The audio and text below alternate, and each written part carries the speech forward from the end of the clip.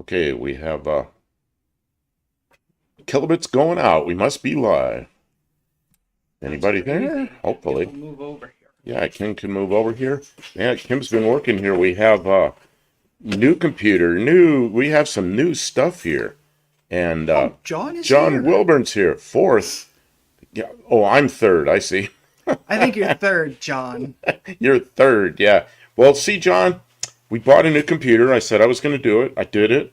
Kim got it all set up. She did all the software on it and everything. And we hope our voice and our video is now coordinated, not out of sync with each other. So maybe you can assess that for us. Are we still in a kung fu movie? Or is our kung fu movie? Yeah. JB's Little here Shop. as well. Good evening. Welcome to the stream. So we need some input on or some assessment on our new equipment. And especially if the sound and the video is coordinated. And there's Paul Pachui. We have a brand new 6-year-old computer running the stream instead of an antique 11-year-old computer that we had been using to run the stream from the shop for the last couple of months. I don't know if this thing's 6 years old. If it's 6. If you 2019 bought a computer that was latest, greatest, up-to-date thing 6 years ago, it's probably good now, Slightly off. We're slightly off. Is that something you can adjust? You don't know. You were adjusting it before, but it never... Oh, and the other thing is, how about the sound as far as sound quality? Am I overdriving the microphone or... Because it looks to me like I am, but I don't know if I am. Yins, that's for you. KJ Kiley is here. Welcome to the stream. Thank you for my little flavor of Pittsburgh. Colleen is here. Mama M3 of Mopars, Mustangs, and minivans. No work tomorrow. So I can stay up late. John says the quality's fine. See this, Kim? See my tape gauge here? Yeah. It was never like that. See, I went back and I watched one of our videos. I don't remember which one it was. But I watched one and I noticed our sound. I had to turn the sound up compared to other people's videos. And I know something was wrong, and we're trying to get all this stuff worked out. Mama says it looks and sounds great. Well, good. Thank you. This is all new equipment for us up here at the shop. So early birds don't get points if they're not in the stream. So I'm giving Bruce and Landon Custom Classics were both here before the stream started to make comments. But if they're not here now, they don't get awarded points. So I'm going to give them a minute to see if they have anything to say. And if they don't chime in, I'll award points based on that. Tommy Hanlon from Dublin. Welcome to the stream. Wow, you're here already. Well, cool. So we've taken the last couple of days off while because the other computer had parts. It's now on the shelf for absolute horror emergencies. You could see it right there. I don't see it. I see an old radio up there. There, right there. My finger is touching it now. Oh, that's the old I know computer. you're robbing parts out of it. I did. I had to rob parts out of the old one to make the new one that we bought, like, as good as it could be. And then I had to run it through multiple... Like point someone's driver's license. Hopefully not. No, points These are good. points you can spend. Can you spend the points on your driver's license? All right. I don't have any points on my driver's license. This will be a lesson to all of you that if you can come in and make comments, but if you're not going to be here in the first, well, maybe we'll make it the first 5 minutes. If you're not here at the beginning of the stream, it doesn't really count. So how many did John and JB's Little Shop got? See, JB's Little Shop's here right at 10. John was like seconds early. So John was the first comment before the actual start of the stream, even though we were streaming. So John, you get a point. JB's Little Shop gets a point, which our moderators are on the ball getting points. All the moderators are here. And Paul, we're only missing one moderator. Paul Pajuli, you're getting a point because you're the first non-moderator to make a comment in the stream. And then KJ Kiley speaks. KJ Kiley speaks Pittsburgh for you. So okay, I'll give them a point. For being from Pittsburgh. You get a point. So our first international person is Tommy Hanlon. Good evening, and it's probably good morning over there. And then, of course, Mexican Specs here. Welcome And to the stream, Mexican Spec. We have more moderators than other guests right well, now. and Ari said he might stop by, so that would be pretty cool. I am not missing. I swear I heard Tony say something about Mexican Spec on the stream. Were you in Tony's stream? I was in Tony's stream for about the first hour and 20 minutes, and Mexican Spec was definitely there, and I chatted with him a little. All right. Tony was getting political and all kinds of stuff tonight. I did there were not hear people the whole stream. There were people left because they said they didn't like the politics, but I heard him saying bye. Bye. He was more. Bye. To me, it was. There you go. You know? Not really. It's his stream. I'm glad that he feels emboldened. It wasn't really politics. He was talking about kind of the history of how money has changed over the years. Yeah. And to me, that's not current politics. It's just.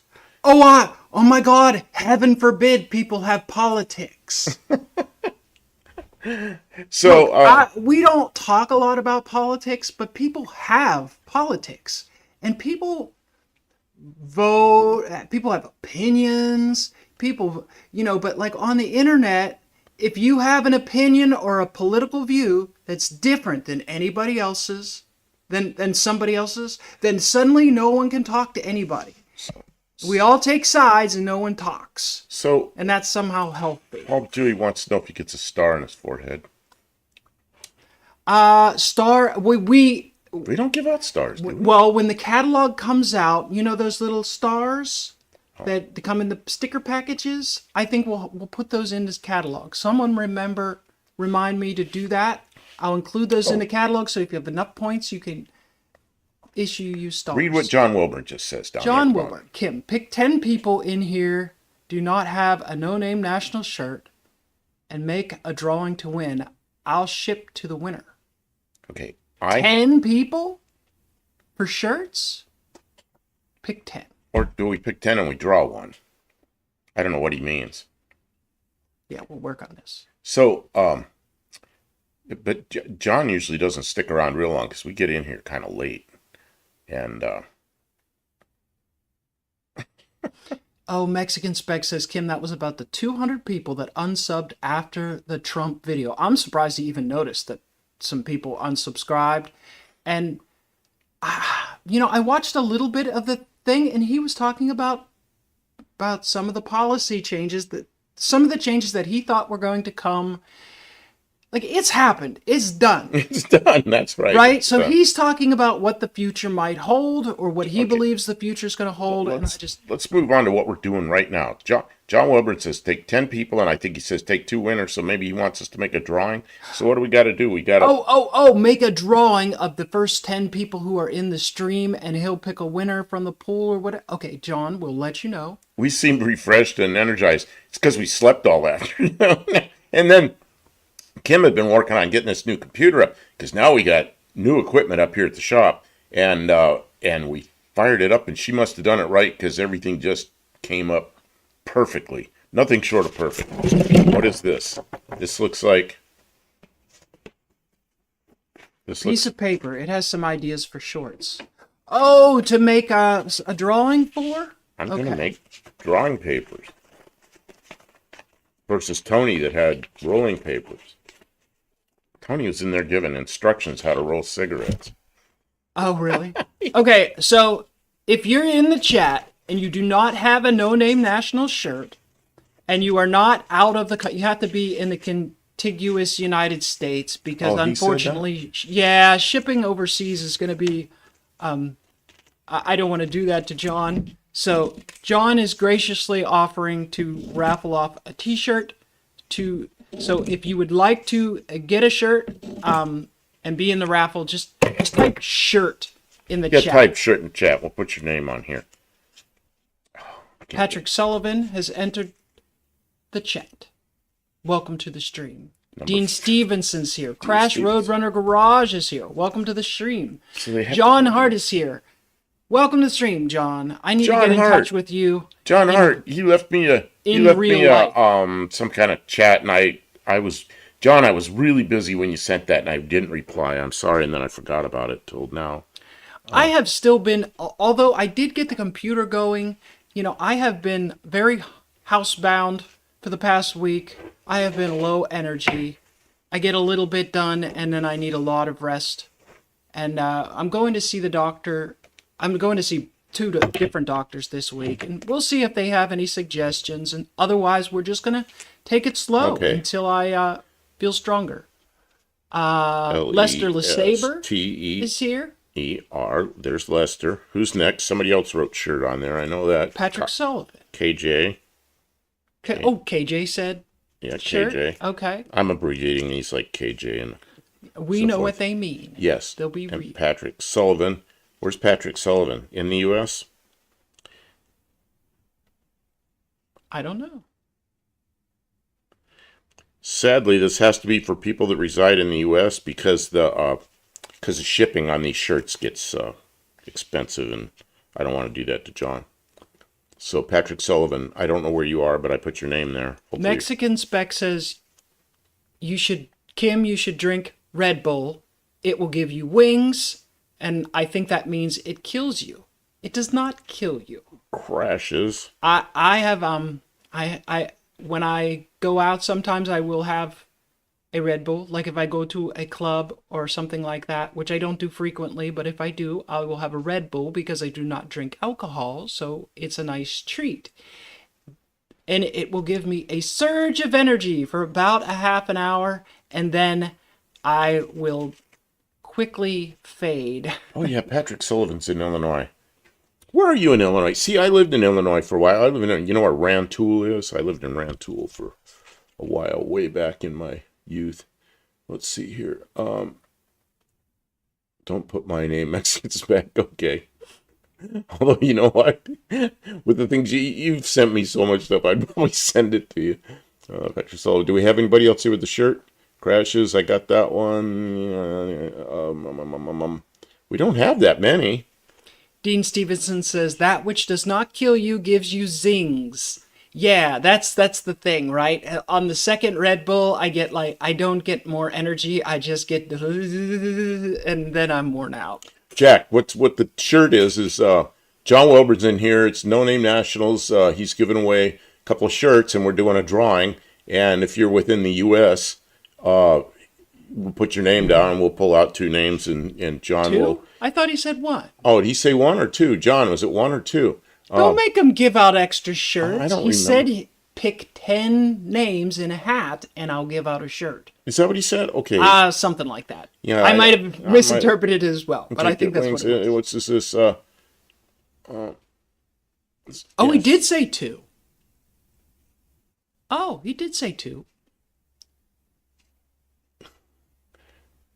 Mexican Sex says, I hate that feeling. I have never had an energy drink. Well, then don't. No, he doesn't drink. Don't drink an energy drink. He then doesn't because drink strong stuff. Especially because I drink a lot of caffeine in a day, so that racy feeling takes a little while to get there.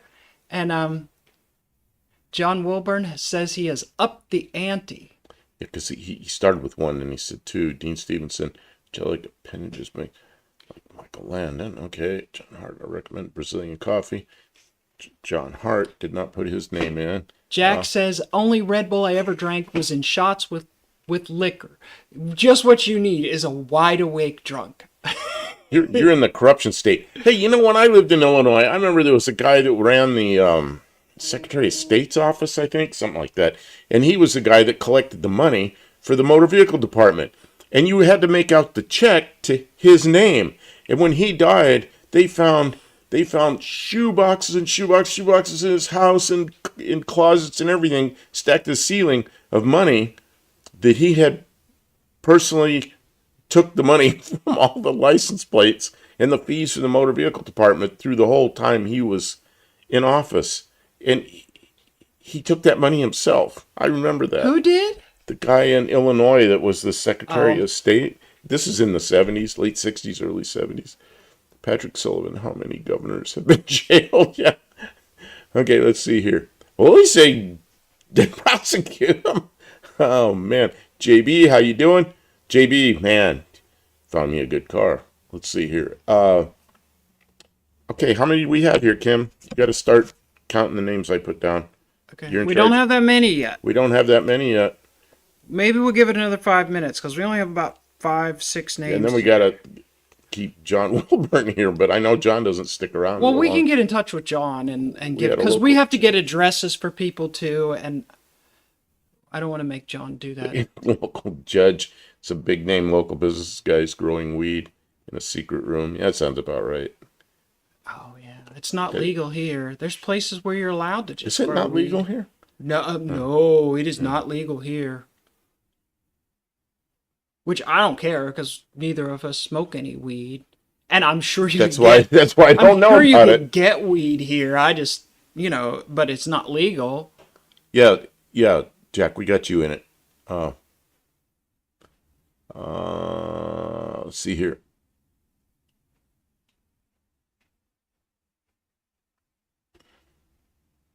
So, JB, do you want your name in the hat for a No Name National shirt? John Wilbert's giving 2 of them away, and we're doing the drawing here. Let's see here. It's so much better now. I mean, is there any really good reason to get involved in politics unless you are looking to? No, and the only reason I brought up that political thing is because it was over 50 years ago, and it's kind of funny that It's not really political. there was a guy. historical. That's historic. There was a Secretary of State that kept all the money himself from all the motor vehicle registration. Yeah, it's amazing. Let's see here. The winners just need to be email me. Oh, okay. We got that. There you go. JB, sure. Okay, so we got JB. Kim, how many do we have now? That's 6. That's 6. I think so. He said to try to get 10. And I'm not sure we're going to get 10. Well, we'll give it another couple minutes. We've only Give it been another couple live minutes. for 10 minutes or something like that. So as people come in. So we didn't really do the introduction that we would normally do because we just went right into it. So I'm going to do a quick introduction. Hello, everyone. I am Kim of Kim Fixes Things. You can find my channel elsewhere on YouTube if you'd like to see me fumble around trying to fix things. When I work on things alone or in the past or who knows what will come in the future, I will be at Kim Fixes Things. So I would really appreciate if you would subscribe there and sometimes watch the videos that I make there. Currently, you are on the Buff Del Campo channel, and I have been living here at Del Campo for the last 2-ish years. Is it longer than that? Less than that? No, you came here after the first No Name annual Nationals. No Name National. Okay, so it's been about 2 years, although I didn't immediately move here because I had much things to do in Well, you Pittsburgh. came here and you left and you came back and you came here and you did several trips like that. Which also, if you'd like to see some of my story about what I did up to the very first No Name Nationals, that's on my channel, archived there. I built a van and a trailer and dragged my whole life here to Tennessee to become a big YouTube star. Oh, there's a question going on. Jack says, "Can you bring whatever you want?" And Colleen says, "As long as you have 500 subscribers, you don't need 500 subscribers to attend. You need 500 subscribers to participate running down the track." The first 2 years, I didn't have 500 subs, and I was there, and I had a really good time. Go ahead. Yeah. Jack, yes, it is not a Mopar or any brand specific thing. If you want to go on the track, you're going to have to pass tech though, and that information is basically in compliance with the American Hot Rod Association tech rules, and they do actually tech the cars and they'll work with you. I mean, you got a lot of time between now and 2025 No Name Nationals to make sure your car is up to, I mean, they're reasonable safety standards. If you have a really fast car, it's got to be safe. And there's a real good tech guy, and John has him on live shows, and so you can learn a lot from him. But he's a good guy, Oh, Jack, you have 200 subscribers already? If you made a little bit of content, you would get to 500 probably. You know what you do? Do a short a day.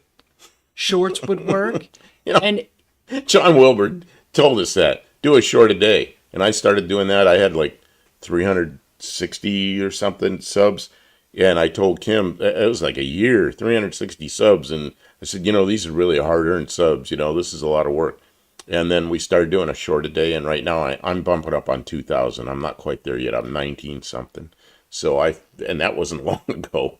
I feel pretty good about it. Jack, if you're interested in the event, you're going to want to subscribe to John Wilburn's channel. He's a moderator in our chat right now. John Wilburn is the he does the whole He's the thing. promoter. He's the promoter and organizer of the whole event, in association with the American Hot Rod Association.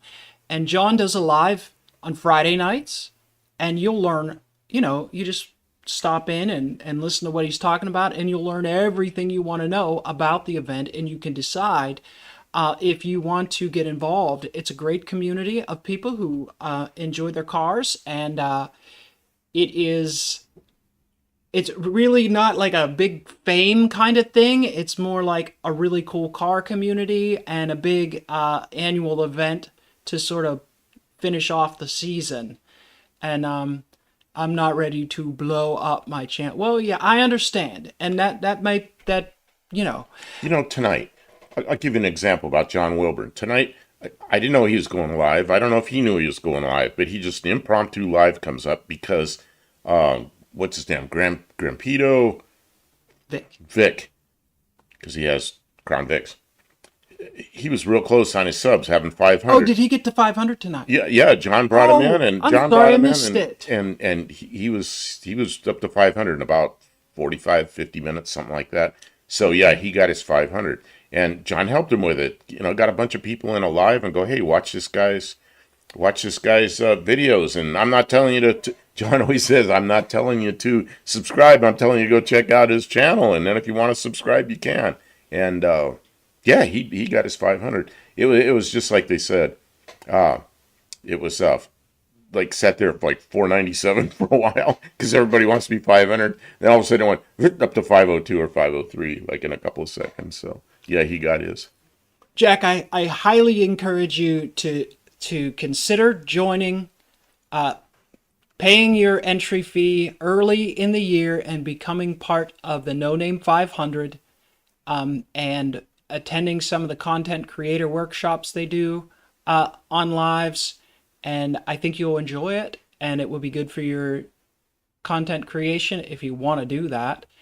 And if you don't want to do that, and you just want to get to 500 subscribers, it's about making sure people are serious and they're not going to be troublesome. Somebody said, Oil Dom Press said, as George Carlin once said it, and I remember seeing this, it. The government is a big club, and we're not in it. We are definitely not big enough that we're not even on the radar. And actually, I kind of like that. I don't want to be involved in the big happenings on, like I'm okay with being under the radar. But my whole thing has been maintain a low profile. And now on YouTube, I'm trying to get more subs and more viewers. And I'm trying to maintain a low profile. That's an odd one. A t-shirt shared is a t-shirt earned. A pineapple cake right side up where you are. Yeah, it's a pineapple right side up cake down under. Dean, do you stand on your head all day? Congratulations to Grampito Vic for getting to his 500. Boy, it's awfully early in the season to already be getting there. That's right. And they talked about that. That's amazing. He's a busy guy building cars, so he can just do videos on what he's doing. And he's got that part out of the way. He'll have more than 500 by the time he gets to No Name Nationals. Hey, you know what the good news is? The new computer. We haven't dropped a frame. We haven't dropped a single frame. It seems like it's cruising along just fine. Maybe I'm jinxing us, but it seemed like a good computer. I've run it, like burned it in for several hours, letting it run, and it's working. Yeah, we talked about that right at the beginning, but there's a lot more people in here now. We upgraded the studio up here at the shop, which is not a big studio, but new computer, new stuff, and it all just Kim got it all set up down in the studio in the house and let it run for a while and brought it up here tonight, and it just went smoothly, and I think everything's working well, and I'm glad we don't have such an old piece of junk computer. What are you laughing about? The voice is still. See, Mexican Spec says the voice is still off. What is going on? So would you say that the voice is... I think I probably have to end the stream and start it again to fix it. I think that might be where the problem was. Okay. I'll have to watch it tonight and work on it. Yeah, it's still off. Well, at least we know we have the computer power to that the it shouldn't be choking on the software like it was. Okay, so we have 6. Yeah, Jack, I was thinking that is that the screen name probably needs to be a little more user friendly. What's that? Where's this? I missed whatever you were talking about. Oh, I see. I'm looking for a new screen to hang out. It isn't worth it. George Burns? No, it wasn't George Byrne. Oh, it isn't worth. I'm confused. Darn it. Too bad other people who know how to run a country are busy driving taxi cabs and cutting hair. Listen. Yeah. I have become slightly more respectful John Hart's taking off. Good night. of people doing things that I am unable to do. And so, being a politician requires a level of the ability to Bullshit people. bullshit people that I am not capable of. I have this like honesty thing. And look, I mean, I don't mean it in a grandiose kind of way. Like, I'm not good at misrepresenting things to people. I can't do it. I feel obligated to tell people the truth and do what's best for them. And that's not how you run a country. It's pineapple. It falls off the pizza. Oh, man. I like pineapple on pizza. Uh-oh, now we're getting really political. I just said I like pineapple on pizza. Okay. I like pineapple on my pizza. Yeah, we'll get the... This is America. If you don't want pineapple on your The pizza... two big controversies in here, almost as bad as politics, are whether you put ketchup on hot dogs. There's the first one. And the second one is whether you put pineapple on pizza. So we've had those two controversies in here. Oh, I like talking to people. I just don't Jack says, I like wasting time. I like wasting time. Not he likes wasting time. I like wasting time. Okay, me too. I can't tell a parent their baby's cute when it's ugly. Oh, you sure got an ugly kid. Diplomacy. That's called diplomacy, Mexican Spec. That's not the same as lying. Because beauty is in the eye of beholder. So see, there are some things that I am able to do. Okay, we gonna draw out a 6, or we got any more? Anybody else want this? Is there anybody creeping without talking in the chat who lives in the contiguous United States who hasn't got a shirt from John Wilburn who would like a shirt? Please type shirt in the chat. And Otherwise, we'll we're going make a to drawing. We'll make a put your name drawing. on We the are going to make a paper. drawing of a small pool of people because we think that's fun for a t-shirt. Which shirts are they, John? Are they the no-name national shirts? That's or are what they he the said. new shirt that... I like the new shirt. It's kind of cool. So now we have percentages of how many people are going to win, or who can win. Okay, so Kim, what are we going to put these things in so they're... I'm gonna fold them in half so they're easy to draw, so they're not all piled up. Okay. And then we'll do some kind of thing here where it's... Oh, is that 2? That's 2. Can't do that. Oh, Junkyard D would like a shirt. Okay, so... We'll add you in. Okay, we'll add you in. We're... Oh, Jody Pearson would also like a shirt. Okay. And Tim 72 Demon would like okay, a shirt. so now we're... Autocorrect. Set him back. Okay, so we have... Jody... You gotta love autocorrect. It takes a perfectly good word and it decides that you didn't want to use that word. You wanted a different word. Oh man, at work something happened to me one time. It's so embarrassing, stupid autocorrect. And it went out to everybody.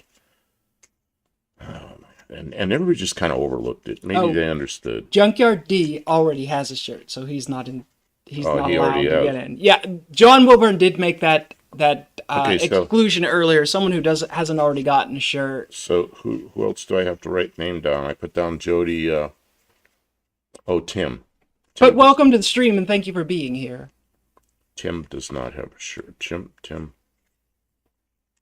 Folding all these little things in half. Tim, can you get me some kind of bucket or something that's Bucket? something of reasonable size? A container? Container, yeah. Who else was there? There was, oh yeah, Tim. Yeah, don't leave anyone out. A bucket. A voting bucket. We need one of those bingo rollers. Well, You know the kind I mean? you can put, I want to make sure I didn't leave anybody out. I thought there was one more person. The debt mixing spec says he's in North America.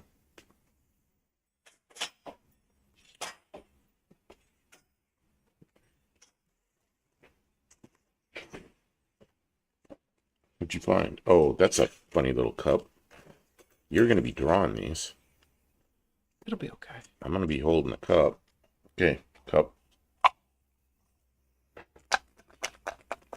Oh, we didn't get Junkyard Digs in there, did we? No, it's not Junkyard Digs, it's Junkyard D. And John Wilburn says he already has a shirt. Okay, so he doesn't get in the drawing. Okay, Kim, you're going to have to, can you reach up here? Can you reach that far upside down and with your hand? Oh wow, this is official, so I couldn't possibly cheat. We need 2 or 1? You need one first. Then read it.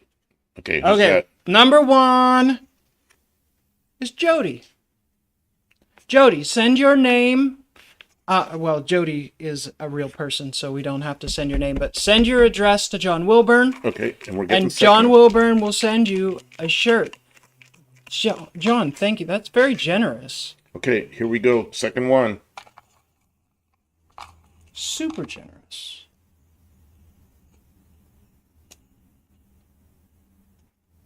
Okay. What'd you get? This is 2.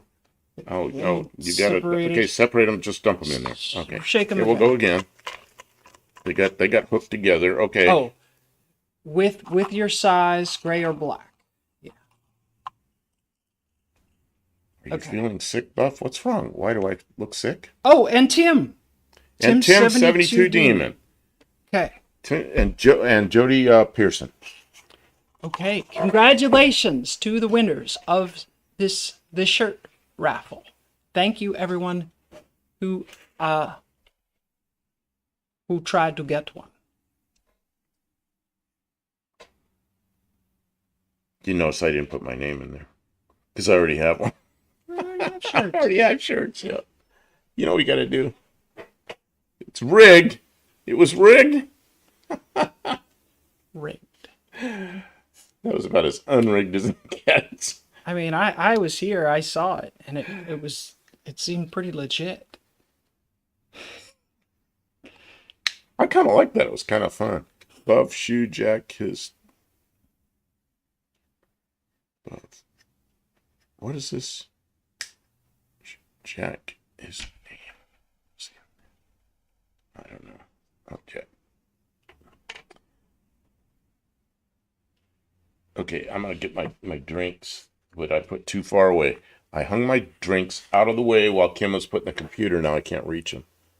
Cool. I never win. Thanks a lot. Well, you win now.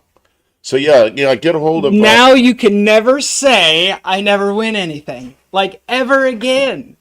You have to be like, oh man, that time I won this really cool shirt.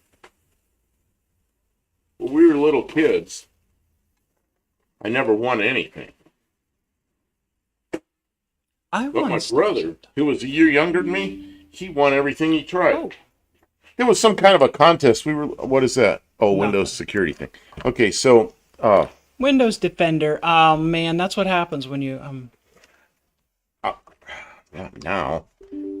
Oh, geez. Don't crash our computer. We're okay. Over something dumb. Okay, so when I was a little kid, I never won anything, but my brother is a year younger than me.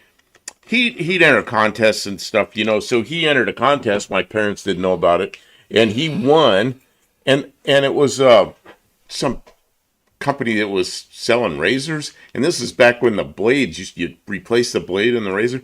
They sent my brother, who was about 4 years old at the time, he sent him a razor blade. Man, was my mother upset about that. You want a razor blade? Oh, man. Oh, I don't think that'd happen today. I'm gonna buy a lottery ticket tomorrow. Damn. Well, then you'll know if you're either, I don't know. Today's your lucky day. You gotta go buy it right now. You know, we came up here tonight. I had no idea we were gonna have a contest. Yeah, John started that. Pretty that good. was cool, John. John's having just good things. Well, and then the rest of you that didn't win, buy a shirt from John. That's I mean, yeah, that's the what thing. this is all about. Could you know? buy a shirt, you know. Oh, yeah. Let's see here. When do we get our orange daylight savings time number? Oh, I gotta figure out how many days that You is. say you're gonna do It's things, March. and then you I don't do forget. them. It's March 9th. I got to put the countdown up behind us on a piece of orange paper because as soon as we started this standard time and our evening light went away, man, it's like I want I want that back. So now it's a countdown to March 9th. John says it pays to watch community live streams. Occasionally I'll drop into others' lives and give stuff away. Well, that's pretty cool.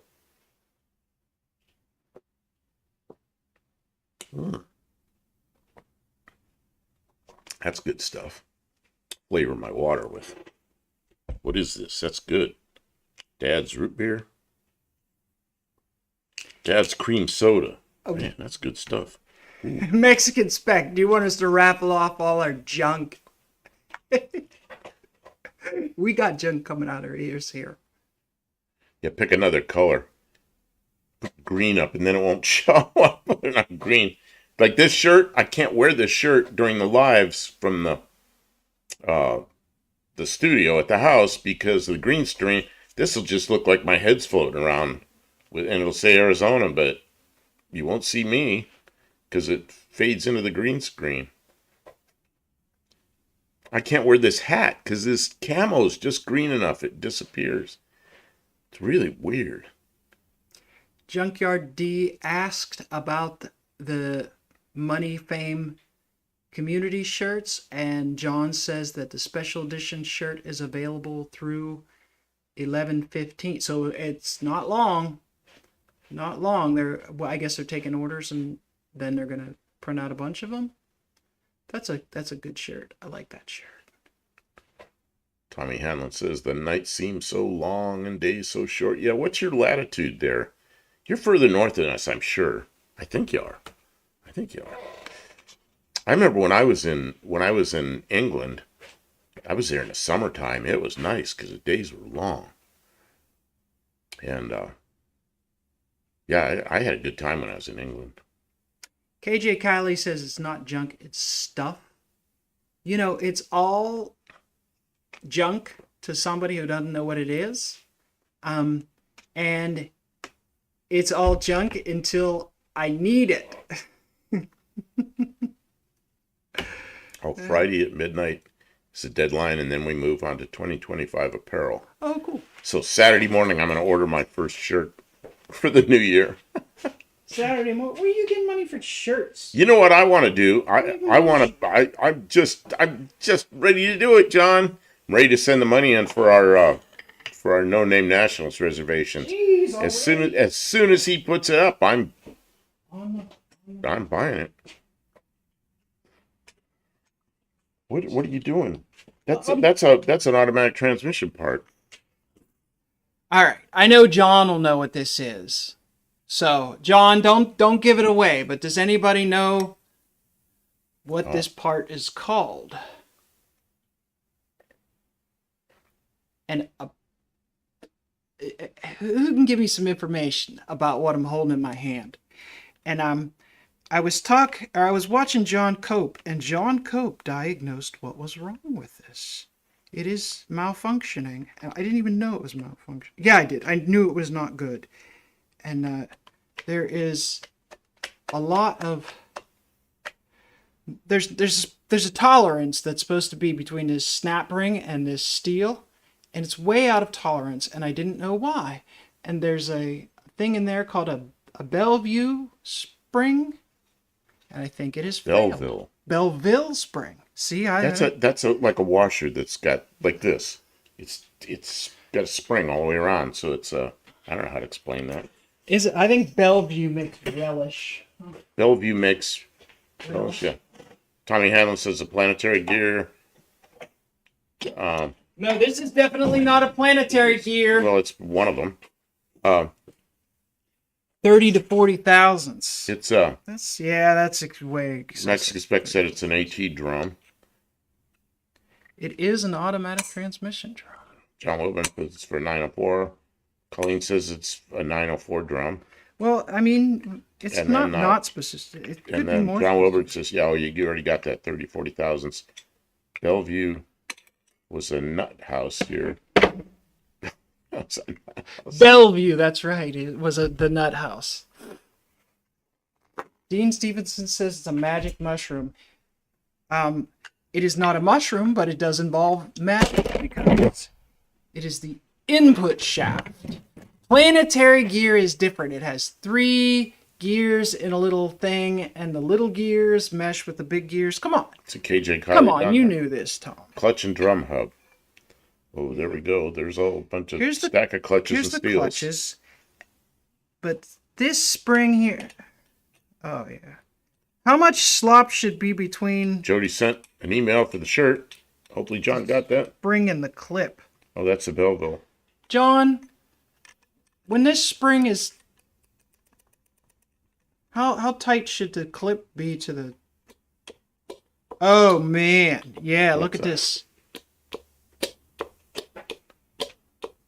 Shouldn't the spring be all the way seated on there? That seems like an excessive amount. So I need a new one of these springs. But anyways, John Cope of John Cope Racing Transmission has put up some... That's right, it's the input shaft. I don't know what the hub is called. John Cope of John Cope Racing Transmission recently made some videos diagnosing one of his customers has a problem with their transmission. And I realized, well, shoot, I have the same problem. Get a seal kit while you're at it. Seal. No, not that kind of seal. Now, why did you think of the same thing I thought of? We're both being stupid. That's right, because we're both being stupid. How do you get this out? John Cope's got some pretty interesting videos. He was. I'd never seen anybody. This is like really original kind of videos. He's on the phone live, not really a phone, like Skype or something, with a customer that's got a problem with the transmission, and they're working out the problem. And that's pretty interesting call to be in on, Well, it was very interesting because he not only did he diagnose that guy's problem, he diagnosed other people's problems. He showed me what was wrong with my transmission. I don't know if he likes that because now I can fix my own transmission, but it's found inside a non-gas fluid turbine engine 904. It's Dean Stevenson. Non-gas fluid? Non-gas fluid turbine. I don't know what the turbine? Turbine, isn't that a turbine hat? Engine? Turbine could be a hat or it could be an engine. Turbine's a hat. This is America. We don't be wearing no turbines. Some people do. That's true. Oh, you got that out. Oh, this is the wavy one. Look. It's wavy. Wobbly, wobbly, wobbly. And then there's the spring. I think that spring is bad. That seal looks good. Just replace it. Just replace what, the seal? Yeah, because if it's bad, you won't know it until you get the whole thing back together and in the car. How tall's that spring supposed to be? Is there a spec for how much tallness that spring's supposed to have? How is there a measurement? I mean, I know it is bad, but I'm curious how bad is bad. Oh, the edge of this is. That spring is actually right at 5/16. It's like 312 thousandths.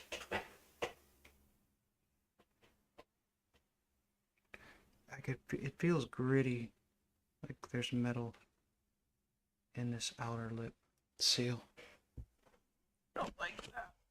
I don't know why I'm building a transmission. I don't know.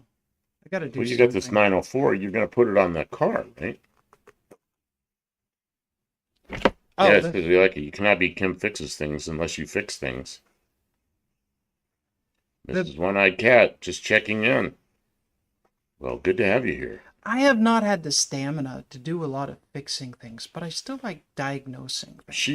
She's been resting a lot because the neck surgery hit her harder than she thought, and she went after it. They too really soon. didn't warn me that it was going to take this Well, long and to she recover. went after it too hard, too quickly, and then really, she had to settle down for a couple weeks. Oh, yeah. Well, they gave me, like, I had permission to have extra meds after the procedure, and then once it was time to stop taking the extra meds, and it really hit me. Wow, I'm not okay. So, I don't know. I was playing video games to pass the time, and that's just is not the most fun. I want to work on my cars. And I Kim want was be saying able to me stream yesterday, and be in the garage, and she wanted to come up here and work on the cars, and she was sleeping, and I came up here for a little bit yesterday just to get a couple of things, and came back down there and did my short from the house with the green screen behind me. We're gonna have to do a couple of shorts before we leave here tonight. oh, we have work to do. We have work to do. Do you know what you're gonna do? You need a shorts feeler about? gauge to get those lip seals in without tearing them. Oh, I see. Oh, okay. To get them started. That makes sense. We rebuilt a feeler gauge here on a live stream one night. Yeah, Mexican Spec, that was right of you to tell me to stop lifting up heavy things because I was on extra meds and I didn't know I was hurting myself. What gear would that part be? Jody Pearson's asking. Jody Pearson was busy. Jody, let's see. Busy emailing shirt sizes and so forth to John. So this is the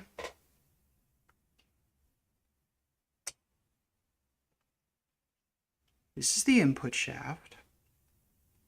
The primary. This is not the primary. I think this is for second gear, isn't it? John, you're gonna have to help. John, is this for second gear? Just went on grabbing parts off the shelf. It's a forward drum. Okay, so if it's the input shaft, that makes sense. It's a forward drum.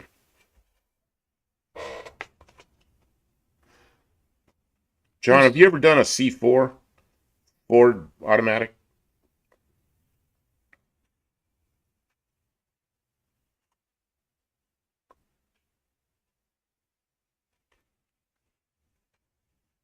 She's got a whole 904 part over here on a shelf, so she went on and grabbed one piece I was curious about it. during this, just thinking about it. Well, there's some clutch material in here that needs cleaned before I put this back together. Yes, a lot like a 904, actually. Yeah, I'll probably end up having to do a C4 like in the next year or so. Or at least if I keep my, if I don't keep the 6-cylinder in that new car I bought, I'll, because if I put a 302 or 351 in that car, yeah, I'll probably be putting a C4 in it.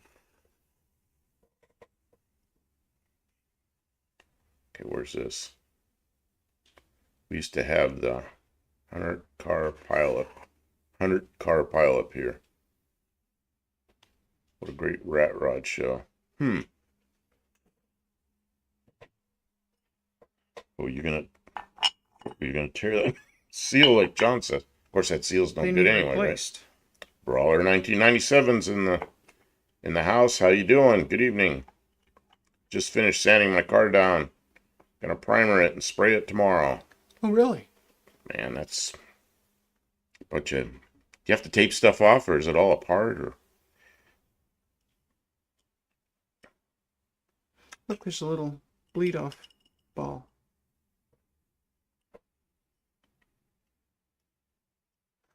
I did not know that. Cool, I'm learning.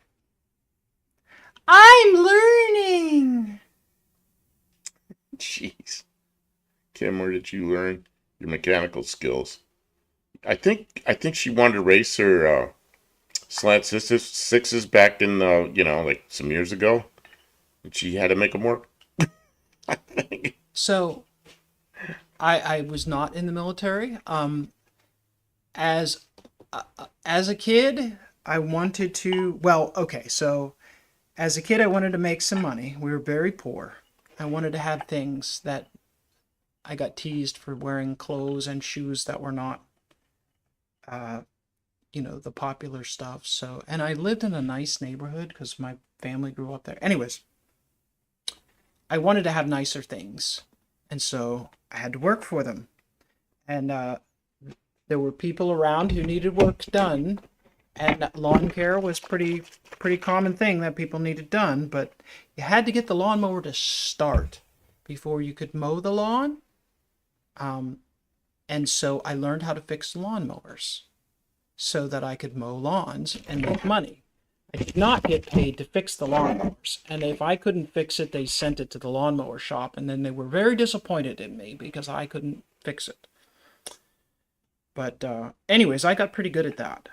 And then I wanted to drive. I wanted to go places. My parents didn't want to have to drive me around. So when I was 14, I got my first car, and it needed a water pump, and I tried to figure out how to get a water pump on it, and it just continued from there. I'd help my dad. My dad really didn't know a lot about cars, but I did learn a little bit from Who him. was it the first year No Name Nationals? Somebody couldn't get a small engine started. Who was that? Oh, that was RC Industries' friend. It was the guy who had a little, like, He went over there and got the. I couldn't believe it. She went over there and they were struggling with it for a while, and she was over there in minutes, had that engine running. yeah, small engines. I started with small engines, and then it was tough because I was always sort of like saddled with not having enough money. Like, it's easier to fix things when you can just throw money at it. But there are times where it is like stupid amounts of extra money, or not money, stupid amounts of extra energy to not spend any money. Like, there's a minimum amount of money that you have to spend to keep things rolling. Like, I can't fix this spring. The temper is out of it. You gotta buy it. Yeah, like I could bend it and then put it in and it'll work like once. And then I'll have to take it all back apart and bend it again. I would literally do that kind of thing with lawnmowers so that I could like get it started and mow the lawn. And then by the time I was done at the end of the day, it was done and I'd have to do it again. So it was like stupid amounts of extra work. It's like, just buy the spring. And so it took me a long time to learn. Like, some parts just need replaced. Like, you can only plead poverty so long, and then there's a point. That spring is fine. And why is the clutch pack so loose, John? He says the spring is fine. Yeah, the spring is. I measured it, and it was. I don't know. It was. What did I say? It was 560. Excuse me. It was. Right about 5/16. It was 312 thousandths. I'm sorry, So, John. You know what? I really appreciate you taking any interest. It is not your job to teach me how a transmission works. So thank you for but thank you. Yeah, you saying that the spring is likely okay. So, John, did you say one time that that you would help somebody with an automatic transmission? I am asking exactly what you said you weren't going to do. Small engine mechanics is a specialty like motorcycle mechanics. Exactly. And then I started working on cars, and then I had to figure out, and I started doing brakes. I get cars that had, see, I came from in the northern part where we call it the Rust Belt because they salt the roads aggressively in the winter when it's. I can go live with you to build one if you like. Well, I'm not ready to build it. That's all. No, I was thinking about the C4 when I dived into one because I'd never been into one. But Well, we you've don't been have into to- automatics, so you probably helped me with it. Just a little though. That's the Yeah. thing. Is just a little. And the other thing I could do is go the money route and go up to John Cope and yeah. John Wilburn says I suggested it to Mean Street Mopars. Who knows Okay. if he will? I thought at one time you did. Okay, that spring, John. I took this, this part down here, and measured. Put it on a flat table, and measured, and so it's this much was 5/16. So I don't know if that's an accurate measurement or not. Maybe you need a thicker snap ring to get you clearance when you're going to get the car. I'm not sure. We're waiting for a weather window. Just as soon as I feel comfortable with it, we're gonna. Well, we're also waiting. We're for also paperwork. waiting for paperwork. Yeah. Because the guy is sending me the title, and then I'm gonna go get. There's no inspection here, so all they care about is the paperwork and the money. So I go to the local office here, get my license plate, and I'll take that down to Texas with me, and I'll just screw my license plate on it and have my insurance and my registration. It's my car, So we're at that point. So my guess is I'll be getting that pretty soon. Buy some Rain-X and go for it. Well, I got to have the license plate first. Yeah, we have. Because then if I go down there and I use the Texas temporary thing, and then it's not good in Tennessee, and then the police stop me, do I get a ticket? Do they impound the car? What happens? I just don't want trouble. We got a plan. I am a person that doesn't like trouble. John, I would need a 904-727 workshop live. Well, I'm starting to learn. Until I knew all these people, No Name Nationalist crowd, I thought the only transmissions to have were a C6, 727, Turbo 400, and I'm learning that a lot of these smaller transmissions are the better ones to have for what we're doing. And For a 6-cylinder build? no, I'm talking about a 302 or a 351 Windsor or a Cleaver. Look at these people running. Look at these people running all this power, and they're running C4s, and they're not breaking them. I'm like, man, what do I need this big hefty transmission for? Well, that's the thing. Sucks It's up his all this power rubbing. power, yeah. Okay, let's do the next set. Don't speed and don't run from the cops in Arkansas. Man, they put the videos out, don't they? Chevy transmissions, you can adjust the clearances with snap rings that hold the clutches in. Jack, I was never too proud to learn something new from someone who knows more than me. Well, see, and then I got a 350 Chevy over here, parked over there somewhere. A 350 Chevy with a turbo 350 behind it, and that's all. I mean, it's been sitting there for a while, but it's fresh build. So, I don't know what I'm going to put that in. I was going to put it in the Studebaker. You never know what that's going to end up in. So one of the things that I experienced a lot of when I was growing up is that people didn't want to give away their secrets. They don't. They went to school. They paid a lot of money to learn their trade. They did not want to teach some strange person how to do the thing that they're charging people to do. So, that feeler gauge trick works great, John. You just put that together with a feeler cage, and I felt it I heard it just clip, go right together. Go right in. Yep. So how much room should there be between the spring and this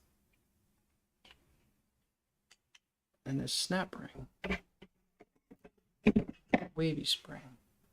John, I think if we were going to do a transmission thing, I think I definitely need to make sure that you... Oh my God, look at the size of that spider. Oh, it's coming out. There's a spider chasing you. You gonna let him go by? It's like a little baby tarantula. It is. When you can see the hair on him, You can see hair on him, yeah. Hairy spider. Why'd he stop right here? Keep moving, buddy. I don't know. Maybe he wants to be on camera. I'm not really super happy about this development. The spider development? Yeah. Why did he stop there? Should I poke around with him? I'm going to poke him and see if he'll keep moving. Hey, keep going. Oh, that got him going. I just barely touched him, and man, he ran off. Ooh. He ran off so fast. Maybe she, I don't know. Wolf spider out. Oh, Olive just came in. How you doing? You Welcome feeling to the better? stream. But yeah, John, I would love to have a show me how. You know what? You know what's a good starter one, John? Is I have that blue transmission there is not taken apart. Blue transmission. Oh, somebody painted a transmission blue. I am What told is it? that What is it? It's a 904. Okay. It's for a small block, and it has the right splinage so that you could put aftermarket converter in it. Whereas this one is a lockup converter, so you're pretty much stock with converters. It's hard. It's more expensive, and they tell you don't performance build. John says let's do that 904. So wait a minute. This one has a lockup converter. What? It's a 904 with a lockup? Yeah, this is a later 904. So can you put this behind your slant? No, because the bell housing isn't slant 6. Okay. But I was could put the thinking- guts out of this in the slant 6-1, but I don't want to. But then would you have the lockup? You would. Oh. Am I right in saying that, John? The whole thing was... Because you had a lockup in that. Man, the gas mileage would be like the manual transmission.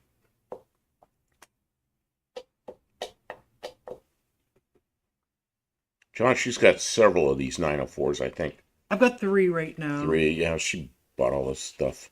Every time she bought an engine, there was a 904 hanging from it. That's not true. I went looking. Oh, there were for some them. 727s, too. I have 1, 2. Yeah. Oh, obviously she's, Okay, so wait. I want to finish the trouble. thought. okay. Go. I'll just said not too bad. Her eyes are getting tired, so it might be a short visit. Yeah, I was just wanted to get that before she's about ready to. Yeah, she's gone already. Oh, okay. Past the fine. top of our screen. Well, she's not gone from here, just where I can't see her anymore. It was scrolling, in other words, Kim. I'm sorry. That's why I was interrupting. They have 11. Yeah, aren't the lockup ones considered an A999 instead of a 904? I mean, it's the same case, but it's a different designation. 11% more first gear. Yeah, they have the low first gear. Okay, so that spring is good. I guess just the clutches must just be worn out. I guess the clutches. Tom Brown, good evening. Welcome. The clutches be worn out. Whoever built this, Are those all cleaned off? The clutches and the steels? I'm not really like. You're doing not assembling final it. You're assembly. I'm just putting it back together so parts don't get lost. Tom says the days before the internet, we had to work harder to gain information. That's Yep. true. I had to Man. buy books. I'd go to the library, and that was never enough. I had to buy Yeah. the library. I'd read books in the library that tell me what books I needed to buy. Yeah.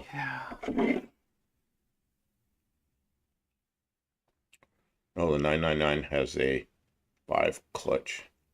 High gear drum. Okay. See, he knows everything. I'm. Oh, Sarah's here. See. Talking transmissions, I know all the answers on that. Yeah, so it took me many years of trial and error to learn as much as I learned, and it took losing some arrogance for a little while there. I really thought I knew something, and I've learned it. I don't know. Like, there's so much to know. Like, I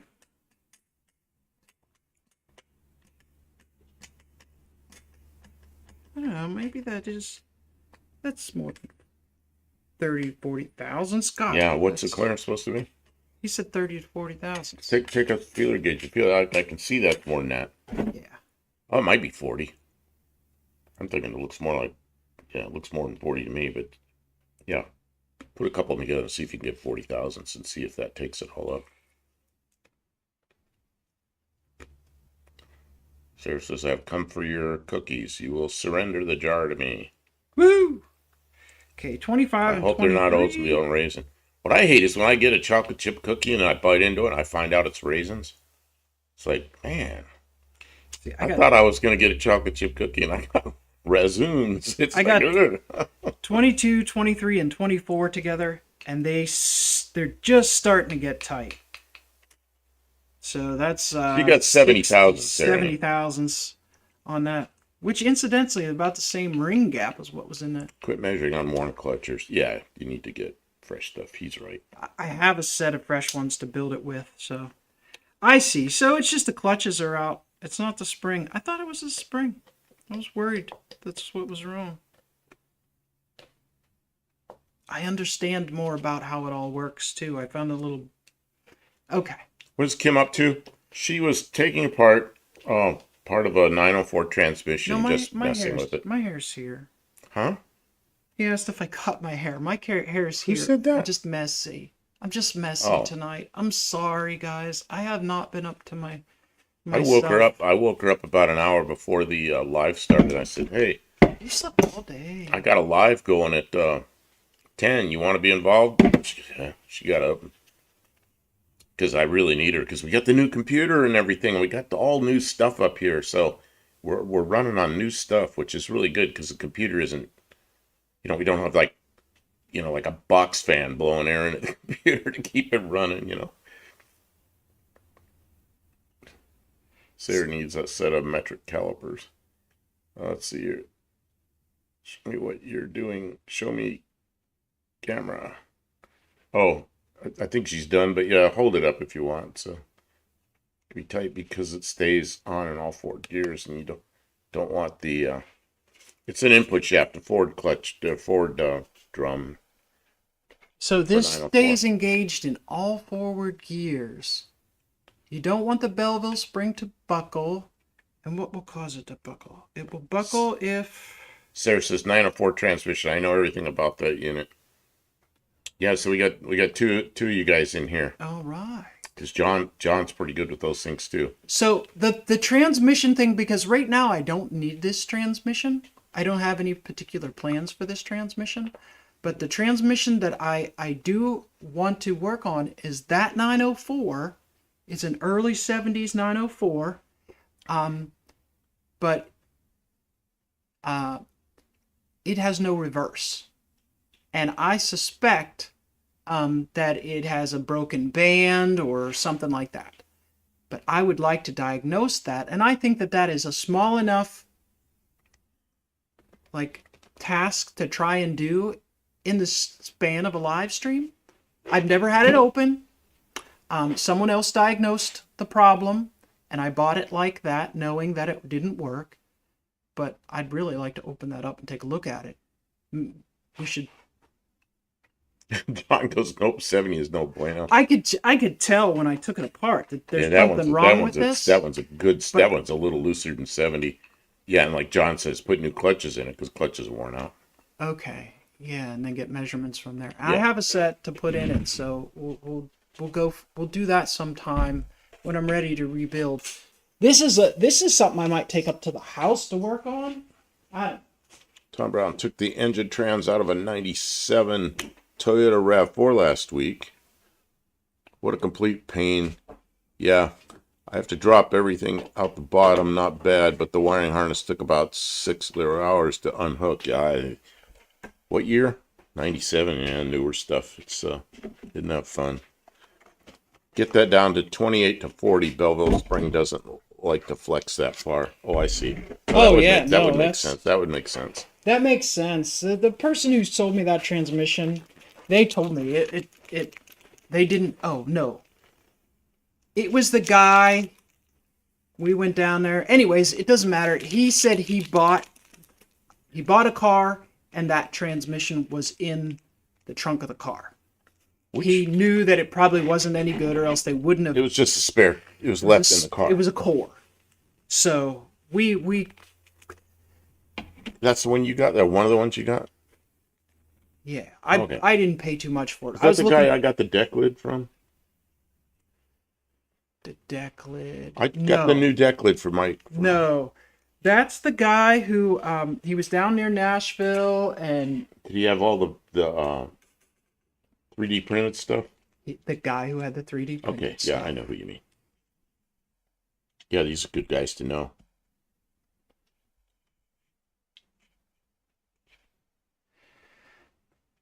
Sarah says too tight, and you will burn the clutches out faster and less lubrication. Okay. I mean, I know it has to be in tolerance. It's a magic box. You can't just go willy nilly on how you put it together. So, John, would you be willing to do that with me? Like, kind of do a live where I take that transmission apart and figure out why the reverse doesn't work?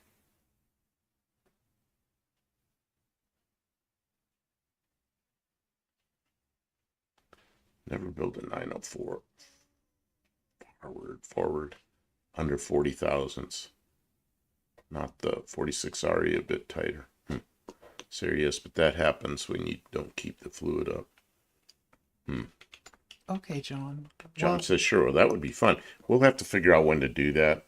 It's not going to be tomorrow, but yeah, and we're not set up with StreamYard anymore. yeah, we'll have to figure out how to do it. Yeah. And we've got a computer here that's probably That would be up to the fun. task. Oh yeah, yeah. So,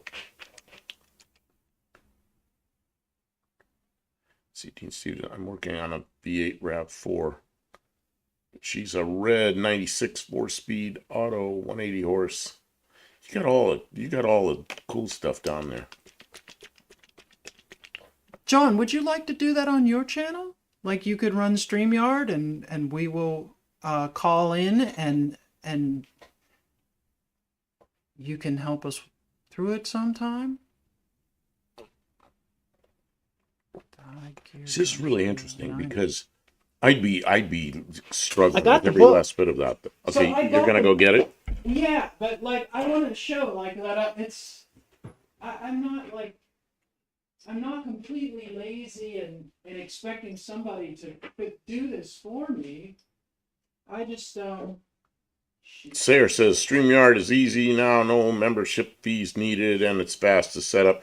Yeah, well, we did the pay thing because of what we were doing, and we decided not to do it anymore. So we're just not set up for it right now, and John is. So, and John says he can do it. Kim, okay. Well then he just well, that would be fun I think that because we could set up in that here. could be good content. We could set up a big we'll make table. sure we're like super prepared to do that. Right, we set up a big table and have everything ready, and then we're not fumbling around looking for stuff. Pastor Martinez, good evening. It's the engine block of Ford 300. Oh, Pastor Martinez, the engine block is a 225/6. Oh, okay. I didn't know what that was in reference to. A lot of conversations going on here. And the slant 6 is where we left off last we were actually doing work here in the shop. And it's actually the next thing that we ought to be doing, but I wasn't up to start. We got to put the rings on the pistons and install the pistons in the rod bearings, and then we'll be a lot further along. I guess I'm glad the head's done. I think Canadian Diesel. I'm glad you agree with John on the spec for that, because if you guys disagreed, it would be beef. Because John.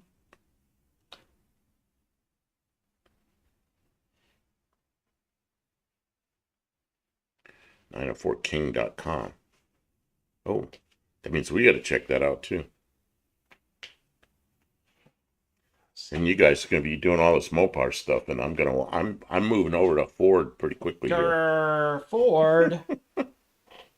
See, I had Fox bodies when I was younger, and now I got another Fox body coming, and I'm just excited about it. Ford.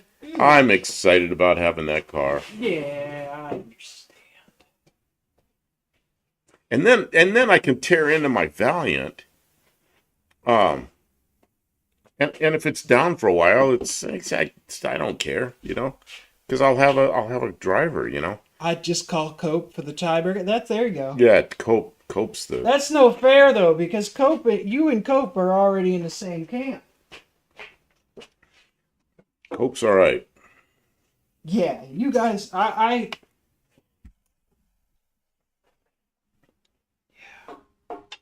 you know what's going to happen here. I'm going to learn this stuff, Yeah.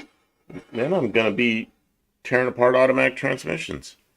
I just haven't done You it. should go up there and work for John Cope. That's what I said. If I was like 15, 20 years younger, something like that, I'd go up there and just volunteer to work for him. I go, hey, let me work for you. You don't even have to pay me, And I worked for him for a couple of years and learn,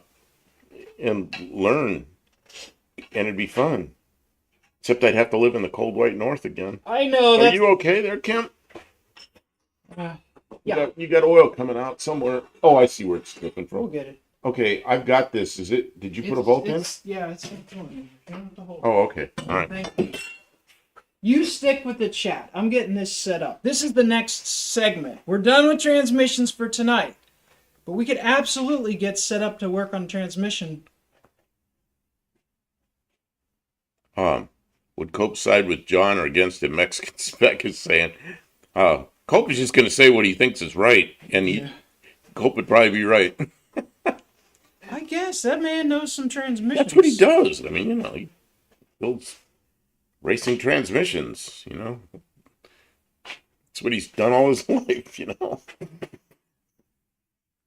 A500. A500. The A500 is I'm not sure what an A500 is. 904 version of the overdrive. Ah. It's the 904 with an overdrive, I believe. See, John Wilbert says A500 is awesome. Yes. Cope would side with whoever's right, but laugh at me if I'm wrong. Yeah. Guns and Gears, how you doing? Oh man, hands are cold. Hands got cold. Sub to you, John. You're a young man and you like working on the old gearboxes. Cool beans. Well, Sarah, you know who John is. He's the promoter of the No Name Nationals. He's the guy that's got all the energy. I don't know how he does it because he's got a lot of stuff going. He still works on cars, and he's still the promoter of the No Name Nationals, and he makes it all work, and that's not easy. Let's see here. Who else is here? You guys doing? Pastor Martinez. The reason I'm asking was simply the fact that a guy was uploading videos about a Ford 300 with a custom modified LS head. Oh yeah, who is that? I know who he is. I know who he is. I just can't pull his name up out of my Here's his name. thick head. 2 points to whoever knows the name of that guy. He's part of our community. I've never seen or been to No Name Simon Canada. We have Canadians show up to No Name. Really? Yeah. Who's been there? I think we have. Well, John, haven't we had people from No Name Nationals? Yeah, that's what he says. John says Canadians attend every year. Oh, Tall Garage. Yeah, Tall Garage. Ken. Ken, yeah, that's what John says. Ken, Tall Garage. Uh-huh. Okay, I'm gonna de-oil some of this because it's starting to drip. I know the best thing is not a paper towel, but it'll work. I'll take it. Well, I'll allow it. What did you put in the cylinders, Kim? There's a little bit of transmission fluid in there. Oh, because it's like a light oil, but it stayed around. Wait, is it transmission fluid? I don't know. It's some kind of oil that's not running off, No, which is. it wasn't transmission fluid. Oh, it's just kind of nice. Diesel? No, kerosene. We used kerosene to clean them. Well, but then it stayed oily. Well, kerosene will stay oily, but I mean, this seems more viscous than kerosene. I don't know. I don't remember. I just didn't want them to rust, and I needed to wash. I washed them really good. Yeah. We honed. Sarah says, I'm not a race person. I'm a tractor person. You know what, Sarah? The first 2 years I went there, I was just a spectator, and I didn't have the subs, and I enjoyed every minute of it. And it's a 3-day thing. It's a 2-day thing, but the first day is free, and it's when the the tech is and all that stuff. So I'm there for 3 days, and it was just fun. Well, this year, car broke, but I would have been, I would have been going down the track, but that's okay. I mean, that's what it's all about. But Thought we were closer than we were. and like John we had says, a terrible lead. John says you can race your tractor. We've had people there with some really fast cars, and then we've had people there like with a what was 1916 Model T, absolutely stock. You know, down the track. You know, it's pretty cool. And all the monkey bikes. There's a monkey bike class. You know, the mini bikes. So it's and then people just they might have something they drove there on the street and they run it down the track. It's fun. And then of course event, not as. and then that 2810.5 class. There's some fast cars. You know, John, who was it that ran that? It was his first time in a car like that. He got that Vega with the big block in it. Oh man, was that thing fast! And he'd never been down a track in a car like that. He did a couple of runs, kind of figuring out what he was doing, and then he started turning some good times with it. All right, so here, I'm just like Gale Banks. I do not like using studs on heads unless you're pushing over 100 psi boost and racing. Okay. Junkyard D. Well, that's new, and I haven't seen a tractor run the track yet. Yeah, that'd be fun. Dave Wagner, yeah, that's right. See, on my desk, I've got a sticker right there on my desk in the house, but I couldn't think of his name.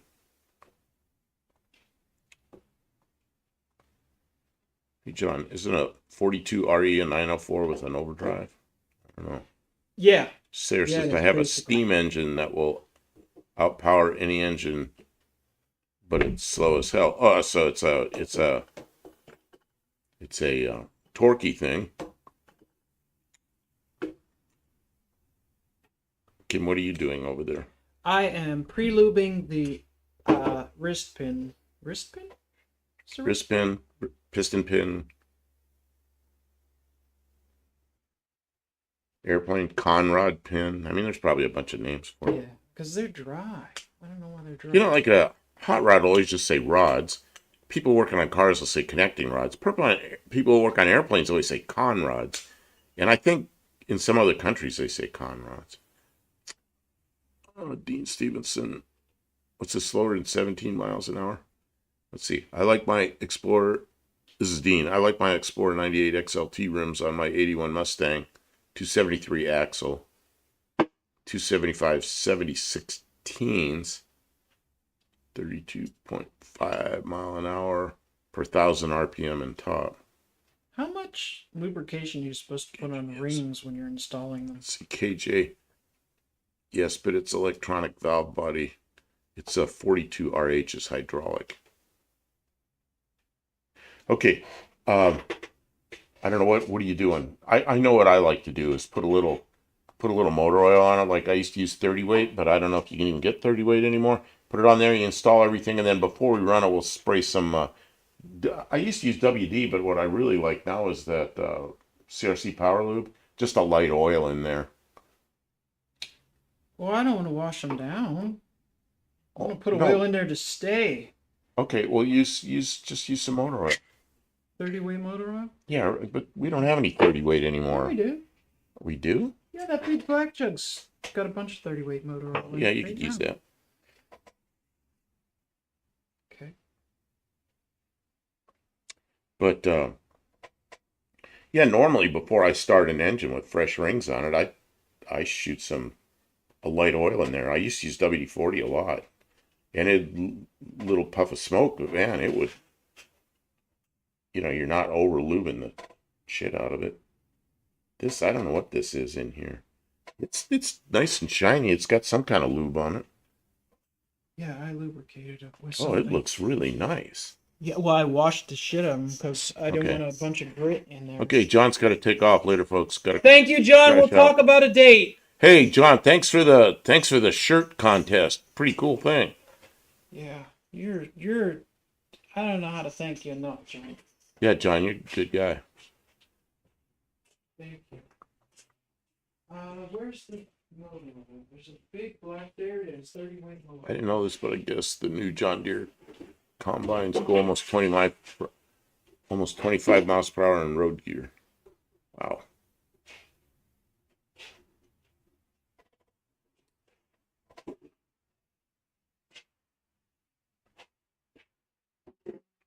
Well, that, and do you have, I don't know where the ring compressor is. It's on the table here. Okay.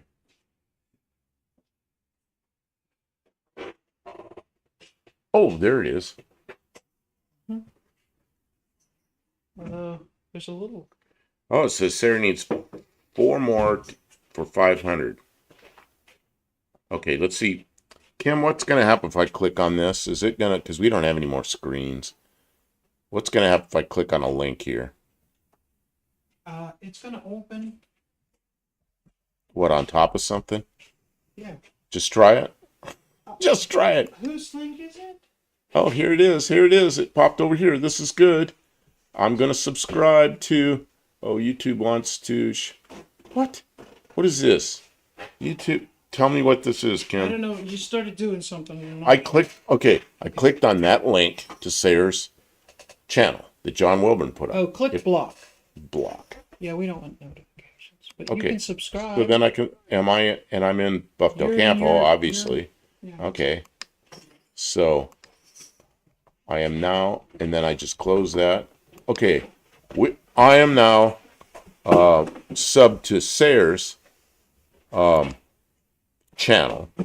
So, I mean, I guess that means he needs 3 more. He needs 3 more. I bet he'll be over 500 before the end of this stream. Probably in the next few minutes. And then he can actually go to No Name Nationals and run a car there or a tractor. How's he gonna get it here? I guess you could drive a tractor from Canada to Missouri, but that might not be fun. I don't know. There's a will, there's a way. Commandeer 747. I don't know.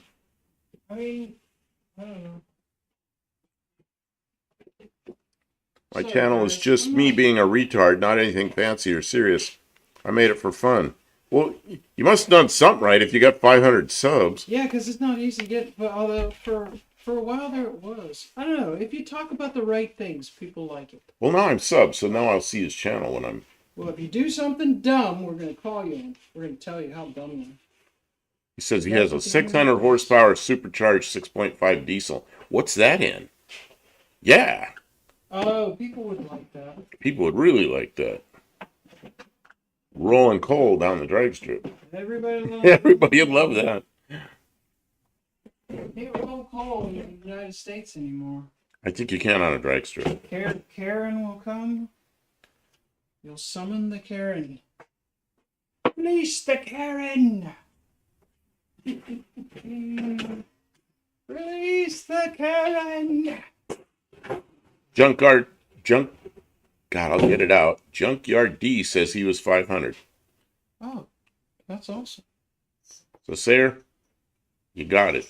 You qualify Well, for the No Name Nationals to run a vehicle there, not just to show up. I mean, doesn't mean you have to. I mean, I was there this year. Still. I was there this year and didn't run anything. Now he's required. There's No coal rolling. No coal rolling.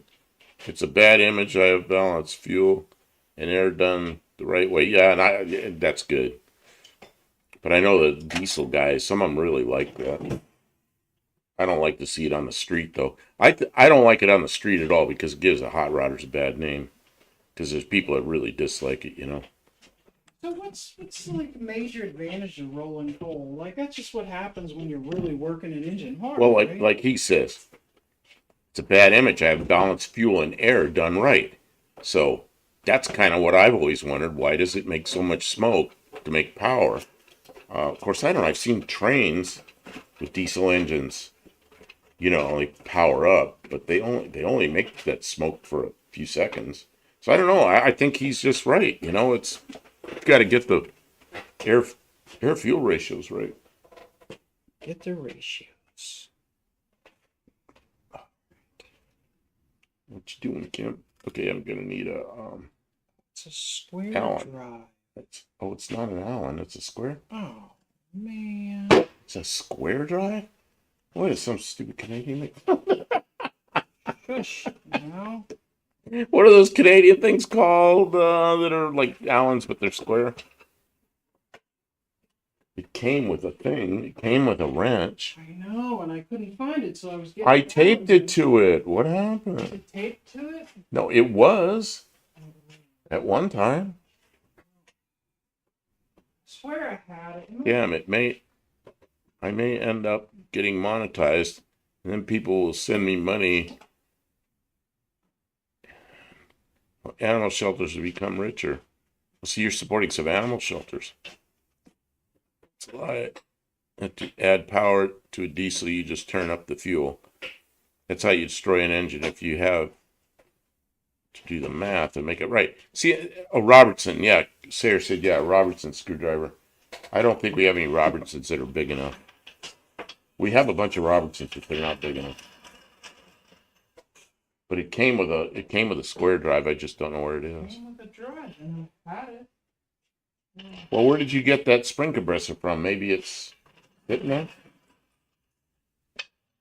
Where'd it come from? I was sitting over here with the Pistons for the last week. I was. Oh, so where did it come from before that? You must have taken it out of a drawer. Sitting over here. I'm gonna look again. Oh. I'm gonna look again. Just give me a minute. Okay. I'm sorry, everyone. I'm disorganized, and I'm just trying to get. Can you imagine that? Somebody disorganized in a car repair shop. Yeah, I donate 50% of my passive income to animal shelters. Whoa, that's a lot. Well, that's what happens when you believe in something. I've donated a lot of money over my life. It hasn't been animal shelters, but yeah, I've done that.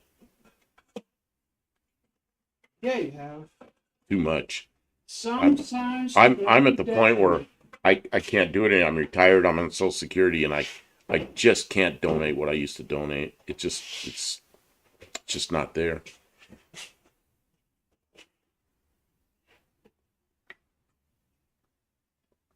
Sarah says if a bear and a hunter get into a fight, I'll make sure the bear is okay before the hunt. That's a fight I've never seen. A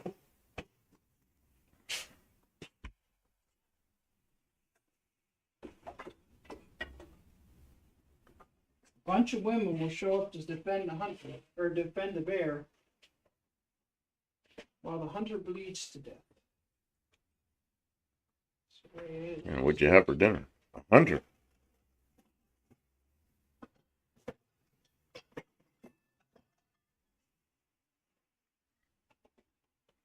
There's a reason why I live in the forest. I can't afford a house. Thanks to animals. Man, houses are expensive.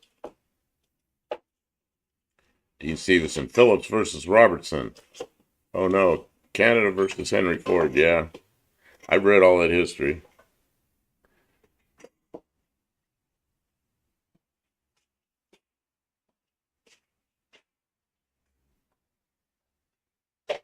Well, this stinks. I didn't know I was missing the part to the tool. You didn't know you're missing parts. It's shiny.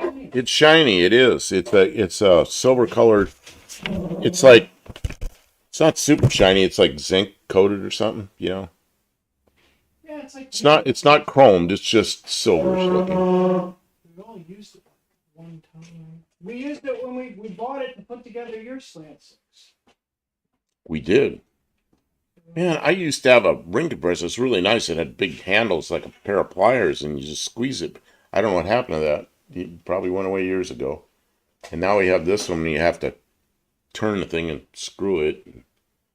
Yeah, now the little screw mechanism is missing.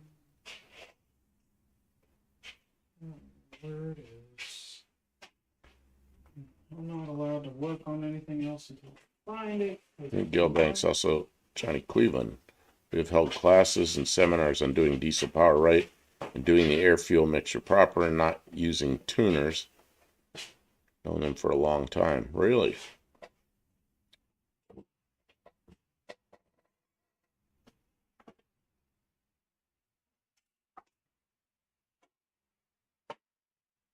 Yeah, I thought it was a hex. I thought it was an Allen, but it's not. It's square. It's a Robertson.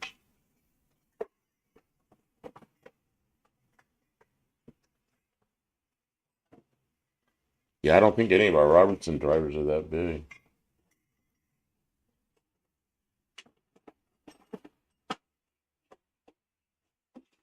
It's the principle of the thing. Say again? The principle of the thing. Principal. Tool is missing. Tim just subbed as well. This hair, you ought to have well over 500 down. You ought to be 50 something.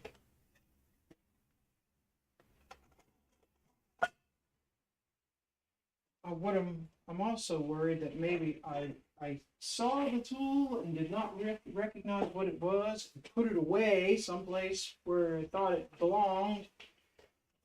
And now it's lost. Now it's put it away. Oh, that's that bag of tools. Can you hand me that bag of tools, please? You found it? Oh, and it still has the tape on it? Still has the tape on it. Okay, this is the bag of tools that I did the short with last night. She found it. I found it. Gail Banks actually trained me for 3 weeks when he used to hold classes. Well, that's pretty cool. Dean Stevenson, pre-1912 Canadian Model T screw. Johnny Cleveland, who I don't know, built my 390 for my Ranchero, and I built his forklift. 390s, man. I built so many 390s back, oh man, in the early 70s. Built 390s. Well, we learned that you could bore those old 390s, like in the early 60s, you could bore those things 80 thousandths, and there was always enough there to do that. And then use 406 pistons in them. You still had a cast crank, I know. But you know what? We had 406 cubic inches, and there were some of those 3.2 setups, you know, the 3.2 barrel Ford aluminum intake manifolds. So we had, me and a few of my friends, we had 406s, 406 cubic inch 390s with those 3.2s on them. And man, what a nice engine that was, you know. But man, that was a long time ago. I always think of it as, oh yeah, it was a few years ago, and I start thinking it's over 50 years ago. And the guys I used to do that with, they've all passed away. They're all gone. All my old Ford buddies from back then, they're all gone. Man, I always thought I was going to go get another 56 or 57 Ford and drive out there to California and hang out with them, you know, do something. And yeah, they're all gone. But we have no name now. So now we have this group, and we have Mopars, which I like. And now I'm going to have another Ford, but it won't be an FE engine. God, can you imagine an FE engine and a Fox body? I don't think so. Do they fit? Well, you can make anything fit in anything. Well, Dean Stevenson wants me to put a 429 or a 460 in it. He says that car was made for that. I don't know. I don't know about that.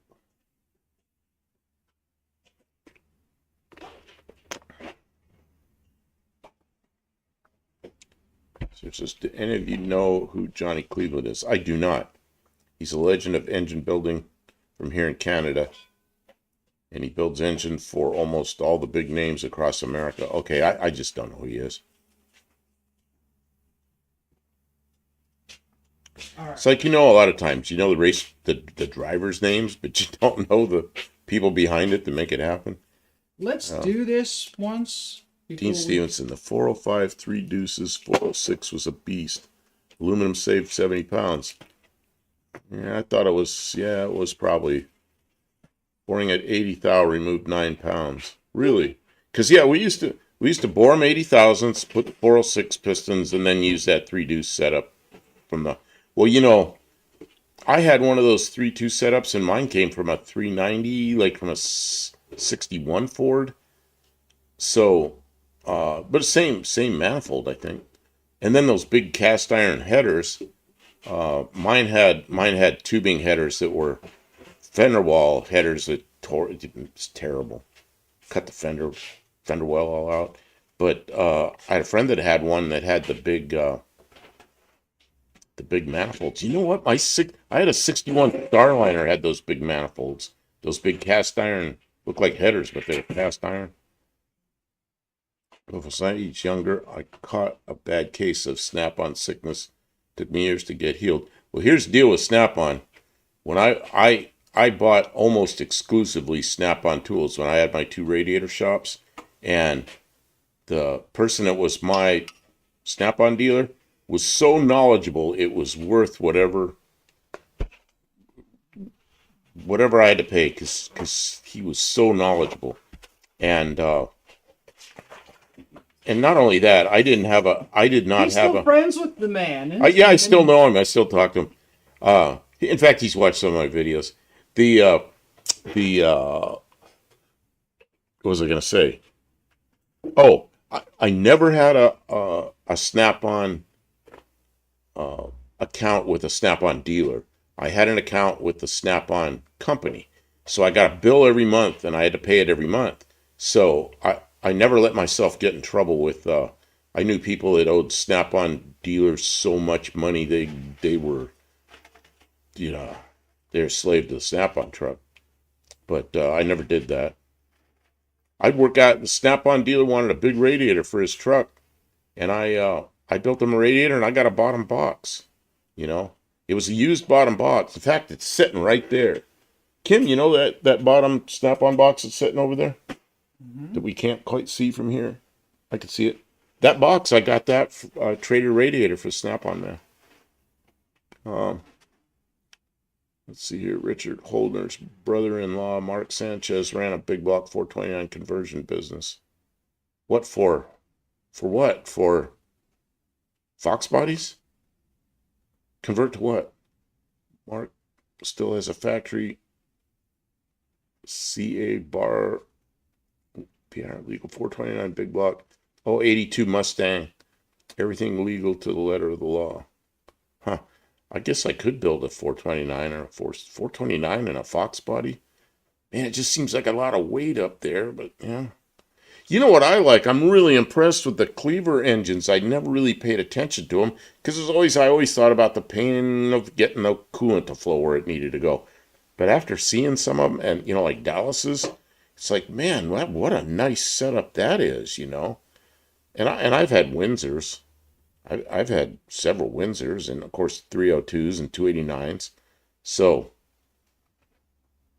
and then you look at that thing that what's his name, Andy Wood built, the mixed up boss. He's got a ton of money in that though.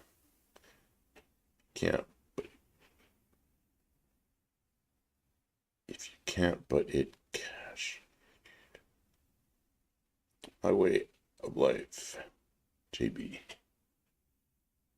Yeah, JB, I keep thinking about that. It's a 6-cylinder right now. It's a 206. I'm going to drive it that. I keep telling myself I'm going to drive it that way for a while, but I know one day I'll be in here with the engine hoist going, that 6-cylinder's coming out of that. We'll build a motor for it. Out of that Zephyr Z7. We'll pay somebody to build a motor for it. Huh? Maybe we'll pay somebody. No, I build my own motor. Go full aftermarket and find a used Merlin 500 or 600 block.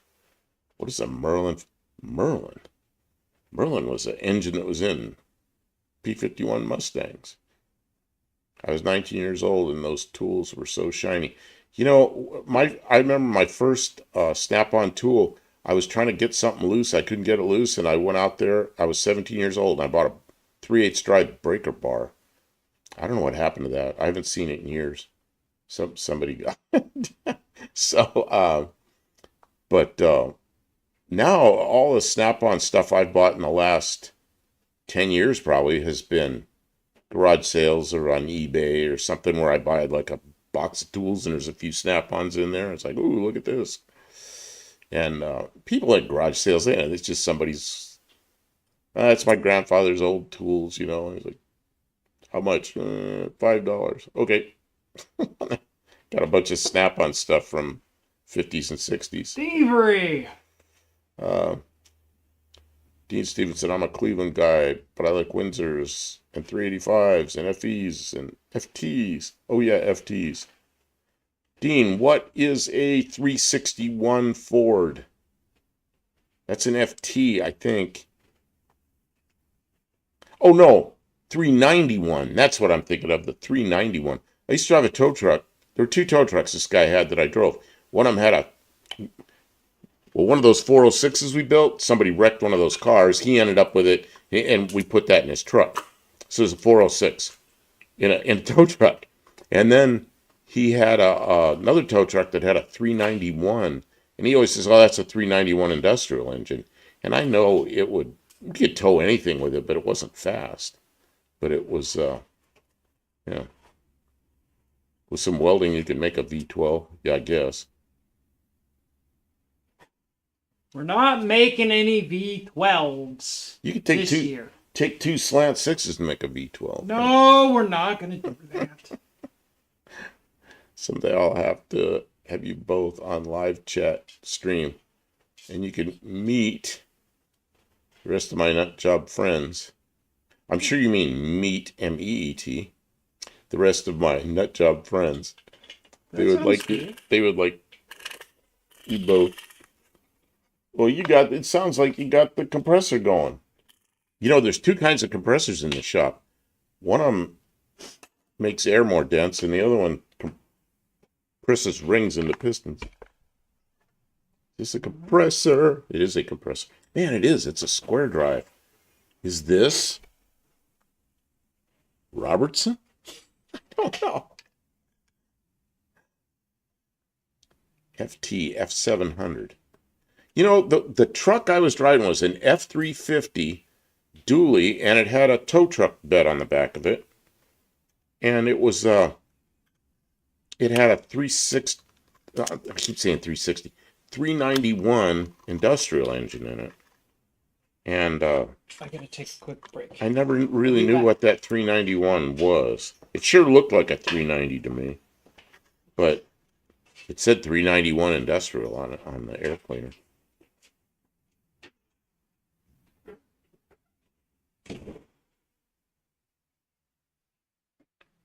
Watching John's channels and the power he is trying to push, why he like to run the Ford drums so tight. You know what? Go start watching John Cope. That's probably where everything he does probably because of John Cope. And of course, everybody does things a little differently. John Cope. I don't know. You know who John Cope is, Sarah? Industrial blocks are the best to get high nickel count and high temp. Good for pushing RPMs. Yeah, but what is a 391? Is it a steel crank? What about the bore and stroke? Was it anything close to like a 390 or was it completely different? I have no idea what it was. I never paid any attention to it. It was in a tow truck, and I drove the tow truck occasionally.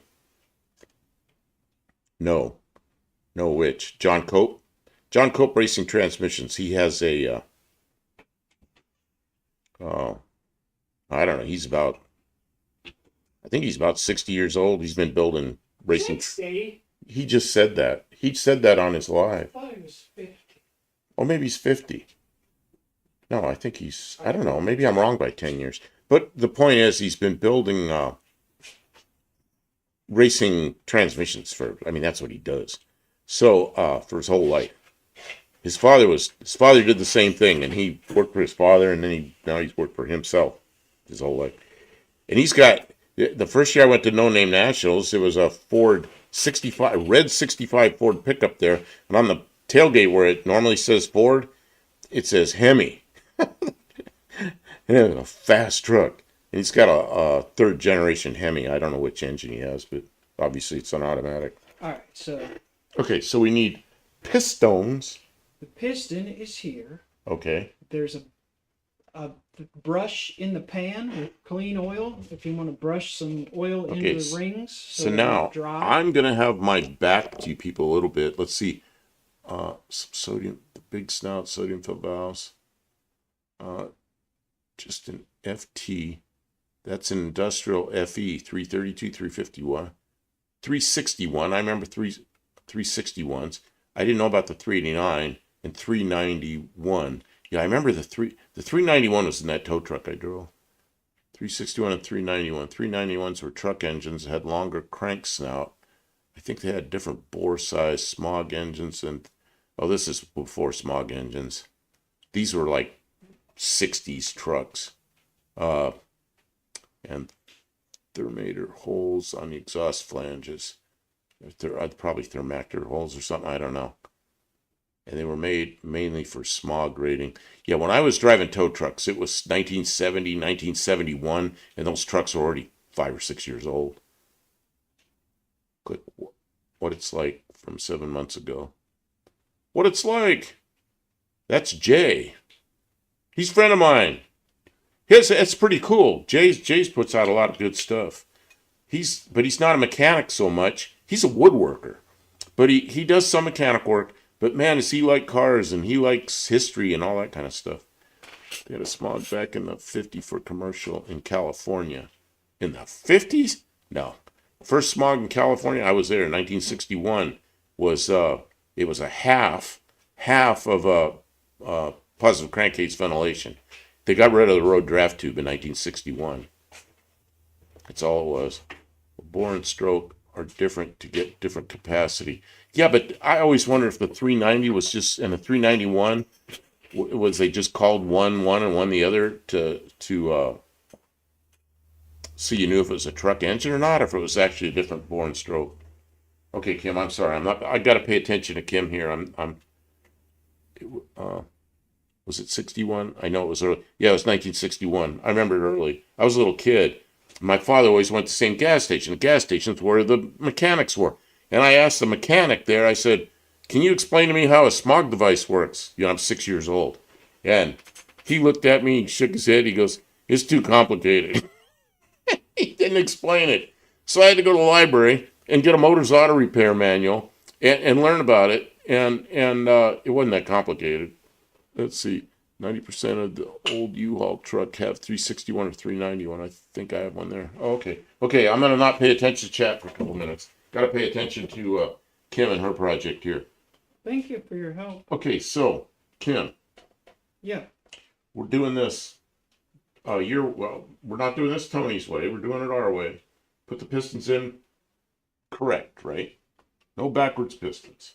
You can't put them in backwards on a slant 6 unless you turn the rods around. Yeah, I'm just kidding. So I'm just giving you a hard time. Because the rods oil the camper. So can't. Yeah, right, because then they don't spray the oil wrong way. Mm-hmm. Arguably, there's enough oil sprayed on that it won't matter, but. Okay, Kim, I'm glad you put hoses on here.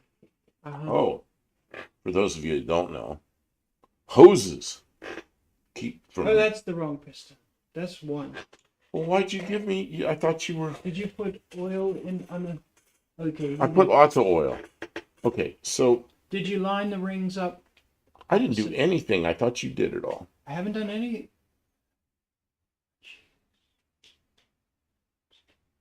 Of course, you know they travel. They do, but you're supposed to start them opposite. So, yeah, so they're not all lined up. I'd say that's really good. Okay. You got the notch face. This is forward on this engine. I got the notch facing forward. Okay.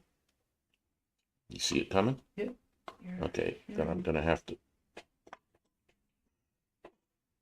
Okay, I'm in the bore, but stop. Okay. I am very greased up.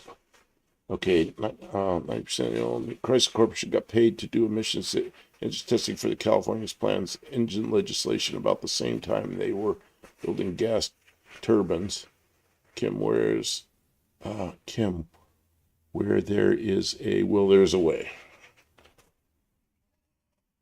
Well.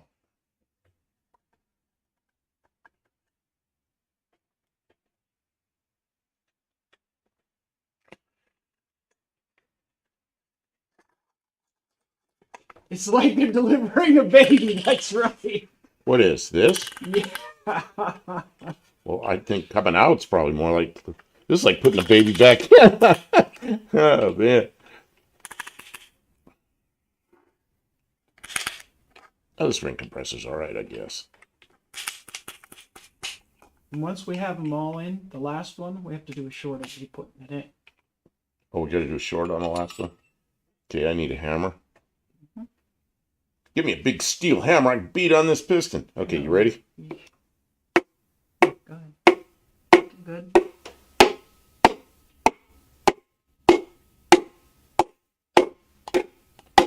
Keep going. Going? Yeah. I want to make sure I'm not hanging up somewhere. I mean, I got that thing pretty tight, so. It's going now. There it is. Keep going. Yeah. It's in. Okay. Get this ring compressor out of my road. You got it where you want it? You got bearings? You gonna connect it all up? Yeah, it's gonna Okay. take me a minute. So you can. That's all right. chat. That's all right. I can go back to chat. I'll get the next one. I'll get the. I wish the Ford COEs with the turbine took off. I wanted one so bad. And I worked on turbine engines a lot. I mean, a lot.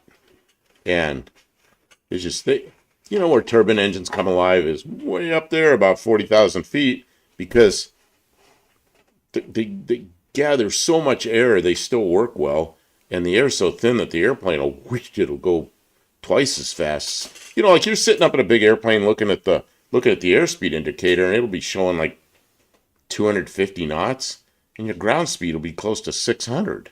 You know, 550, something like that in calm air, and so you know it becomes really efficient.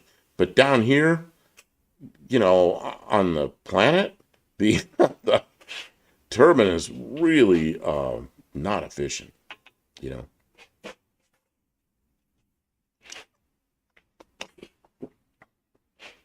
I have the model that was sold by Ford of the turbine power COE. Man, they had trains with turbine engines on. The Russians, I don't think we did it. I think the Russians, the only ones, had a train that had 2 jet engines up on the top, like for an aircraft. So it was the exhaust coming out of the jets that propelled the train. That had to use a whole train full of fuel to go 10 miles, you know. Can't imagine doing that. Inert gas reentry, EGR, UTG describe the exhaust gas recirculation system great. Like self-cementing intake manifold ruiner. You know what I always said, the smog pumps that pumped air into the exhaust, it's supposed to help burn the exhaust that's already in there. I always said, you know what that is? That's just diluting the exhaust. I really don't know. I know a guy that is friends with the owner of Big Ford Red Turbine COE. Really? Wrong. What's wrong? Something. Oh, it doesn't go together? I don't know. I think I'm just confused. Just give me a minute. I put my foot here to help that from rolling away.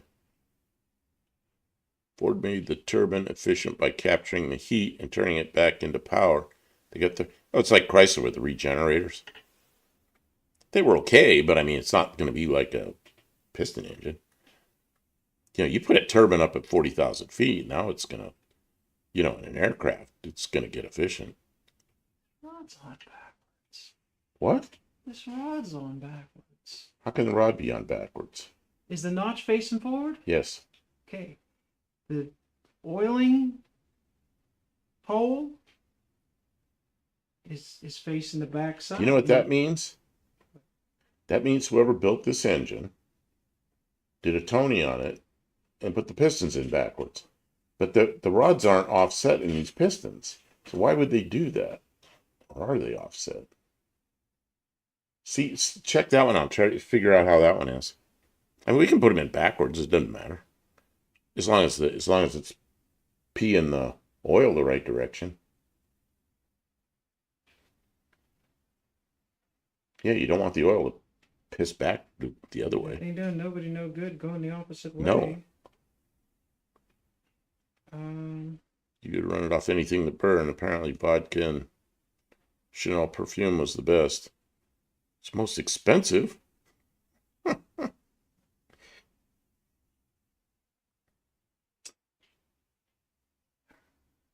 You know, in the Air Force, I know there were some turbine engines that were the small gas turbines that were used for auxiliary power units, and they were in aircraft that had reciprocating engines, so they ran gasoline in them.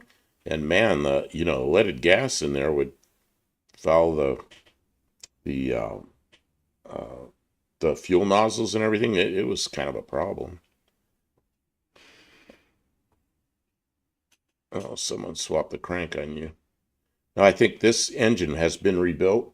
It's got a rebuild tag Yeah, it's on got it, 40 over pistons. and it's 40 over. And I think somebody, if are they all like that?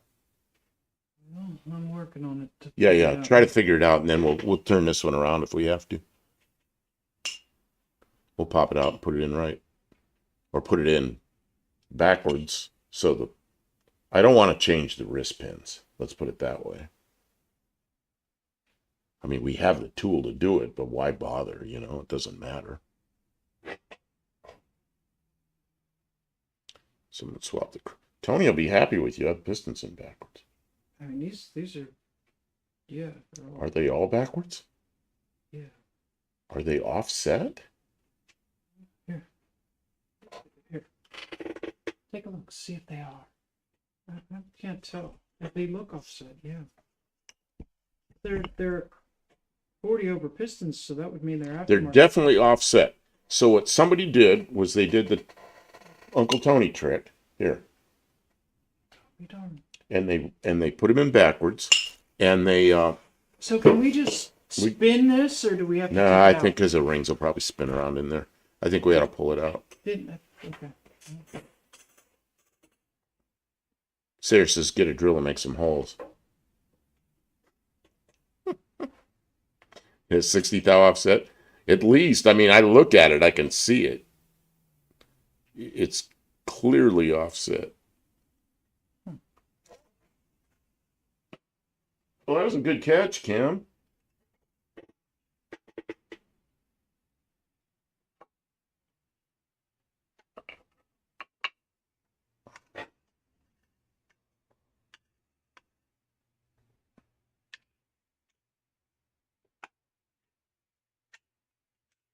Well, the thing that I'm really unsure of is I thought they were facing forward when I took it apart. So that means somebody offset them and then put them in wrong.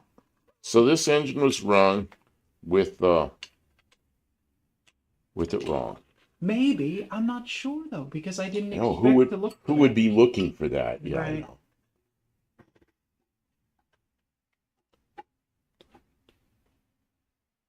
Sometimes you cannot take me seriously. Oh, I'm sorry. You're coming out. I'm not coming out. Okay, just push. It's one ring out. Why is it stuck? Two. Okay, it's out. Okay, I'm gonna turn. Can you grab it? I can turn it around.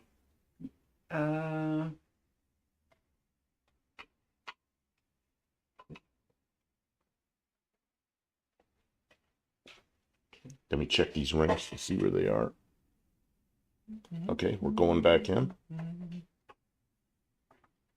Okay, stop. Stop. C11 was a 427.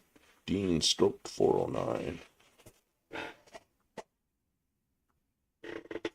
Okay, push it out a little bit.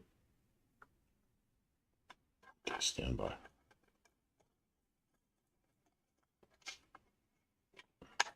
Okay, you're gonna feel pressure, and then I'm gonna tell you to push. Jeez. Whack. Okay, now breathe. Breathe.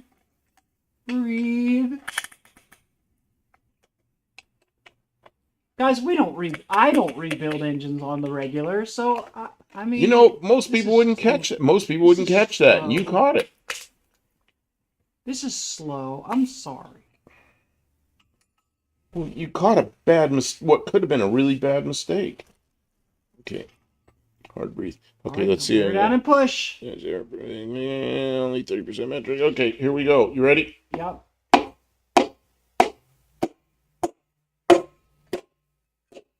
I think it's in. It's way in. Okay. Is it in yet? Can you feel it? Jeez. All right, all right.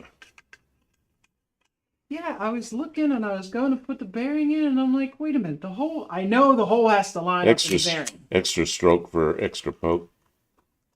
And then the bearing caps line up and the whole thing, and I'm looking at it and I'm like, this isn't right. It's backwards. Something's Well, not you know right. what? Tony will be really happy that you put these in backwards.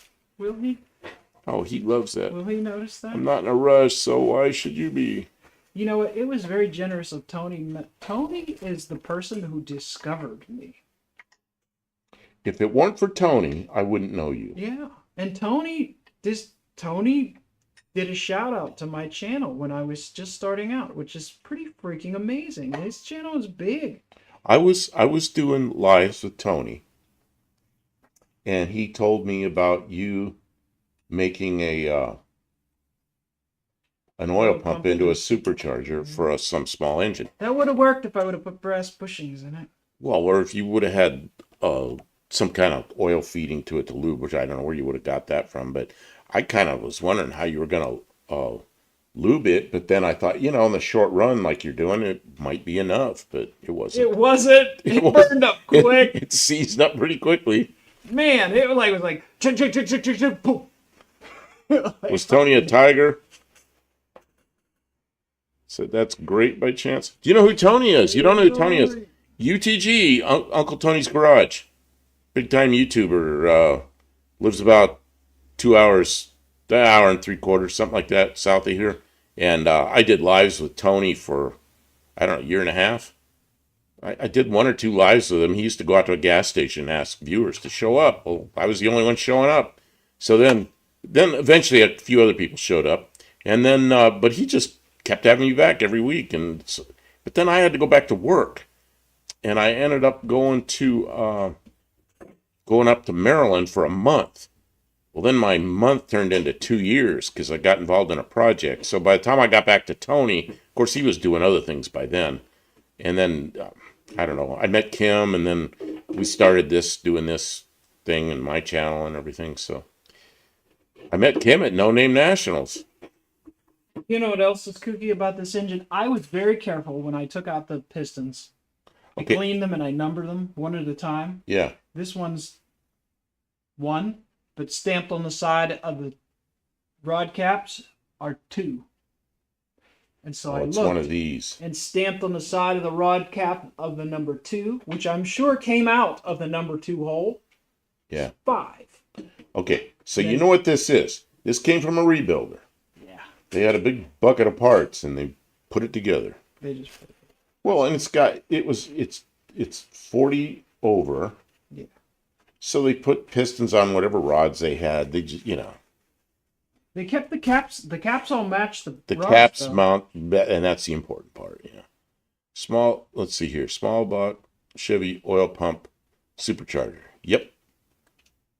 That's what she did. Didn't work. Worked for a very short period of time. I learned something. I don't know what. The one I liked before I knew you, I was watching you on your YouTube channel, and you'd made a sheet metal brake out of some big long 2x4s or 2x6s or something, and you bent up that sheet metal that you fixed the underside of your van with. And I was like, look at this. Not only do you know what a sheet metal brake is, you made one. That's pretty good. Look with what I have. Ichi always upsold you. Where's Buff? Oh, he's involved with UAPs. He's been detained for a while. Oh, I don't have that shirt on with the alien on it. Yeah, we had a good time doing lives down there, but he got into other things, and other people, and I was driving back and forth every Sunday night. I'd drive down there and drive back, so it was a good 3.5 hours on the road every Sunday, but I did it. It was fun, and then I hang out at his shop sometimes. I helped him with a few things, but it just got, I was in Maryland for too long, and then I ended up out in the West, ended up out in, they moved me all over the place. Typical defense contractor kind of thing, where I ended up Ohio and then Oregon and Arizona. Not much Arizona on that. What you doing? Trying to get the stupid rod. So, and you gave me a shout out for my Instagram page on Tony's live. And now you're a mod on Tony's live. That's pretty cool. Yeah, I don't know if Tony liked that, but one thing about being on live with Tony, I kind of knew, there's places I shouldn't really step because it's his channel. But once in a while I do something like that, and he was fine with it. So, you know, well, you have a good thing going there, that Instagram page, man. I would have bought a car from you, except the car you had that I wanted was just, they didn't pay me that much for my Mazda, and I'm on Social Security. I don't have a lot of extra money. So I just couldn't buy that blue Mustang. Man, I wanted that thing. But that was my first choice. But they didn't pay me anywhere near enough for that. So I bought this other one. Yes, and I still don't know who that guy was that recommended me. When you asked Tony if he had seen my Instagram page, he said no. Okay, and then I recommended it. Yeah, yeah. You end up being, now you're like one of his friends. Tony's all right. There's people that don't like Tony, and I really don't know why. Maybe they're jealous or something because he's done so well. But one time I got stuck out on the highway, and Tony came out there and helped me and rescued me. He didn't need to do that. It was after midnight on a Sunday. And then and he gave us his part. See, that Valiant that I have was half owned by him and half owned by Stubby, and I paid Stubby for his part of it, and Tony gave me his part of it. And then he gave me all the pieces and parts that we made my Slant 6 out of. And it was a rusty old piece of crap, but basically it was good. It just we needed to do a lot of work to it. And it all worked out real well. And he gave me a good cam for it. And I don't know, Tony's been a good guy. Tony's been a really good guy for me.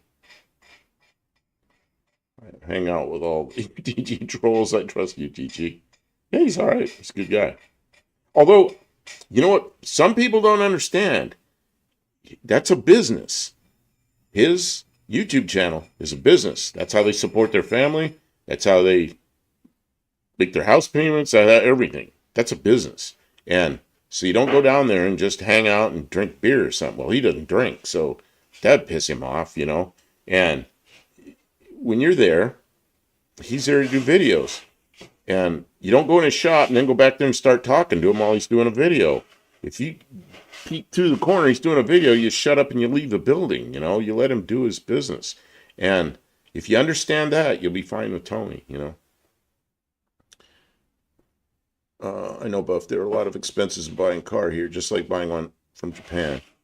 Yeah, it's just, you know the deal with what I learned looking for Fox bodies is that Mustangs, decent Fox body Mustangs, they're kind of like 55 through 7 Chevys and like Chevelles and like Novas.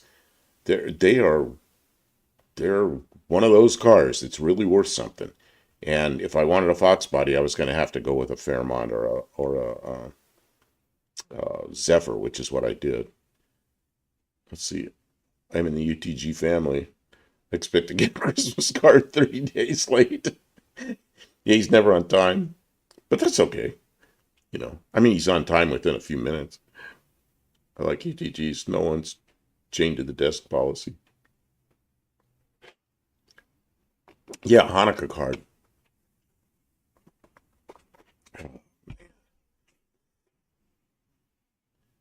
How you doing there, Kim?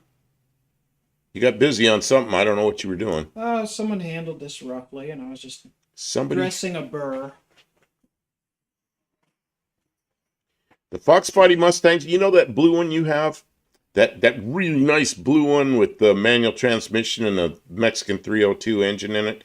Man, I wanted that car. It's the one I used it on a a thumbnail one night. Man, I wanted that car. I don't remember exactly what you were asking for that one, but the Fox bodies I saw, any of them that I had enough money for, which was in the $6,000 to $7,000 range, they were really shitty. They were horrible cars. You know, kids that had them and spray painted stuff and drilled holes and just they were messed up, rusty, and the Fox body Mustangs that were good were all in the, like 12, 13, 14, 15, 17,000 or higher, if they were good. And yeah, I don't remember what that blue one was. Okay. It was more than I had. Lube it up. Move it up. And Okay. then Okay, did you mess with the rings or am I looking at the rings? you got to. I'm messing with the rings. Got it. Figure out the rings, please. I've told that story before. The circles. The circles. There's a girl I liked in high school. Oh, you didn't put any rubber things on here.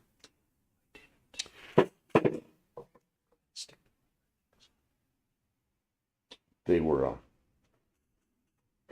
this girl in high school, and I really liked this girl, and she got a car. She got a '59 Oldsmobile. I can't. I'm like greased up. Where's my little things that are supposed to go on here? Ooh, you know what I just did? I pushed the bolt out because I'm an idiot. Because you're an idiot? I didn't. You're so mean to yourself. I Guys, didn't. tell him not to be mean to himself. He's always calling himself stupid and an idiot and stuff. I don't like that. Yeah, Mexican Spec. There were a lot of them that were less than yours, but they were not good cars. They'd been all teenagerized, and people had tried to make race cars out of them and failed, or they try to fix rust and they're just like Bondo machines, and that's not what I want, and the Mexican ones really interest me because they're they got the good 302 in them from what I understand, but they're like Yuma, Arizona. They're dry, there's not a spot of rust on them. And if you end up with a car with rust on it, you tell everybody, So, I know what cars from the Southwest are like, so I know what cars from Mexico are like. At least not over by the coast,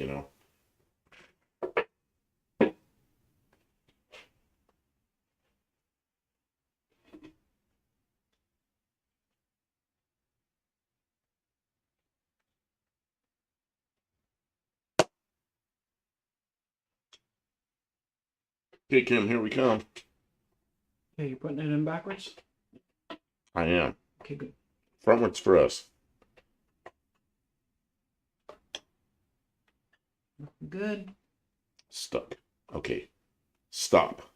I gotta get all this oil off me. You're not supposed to put rubber things on the ones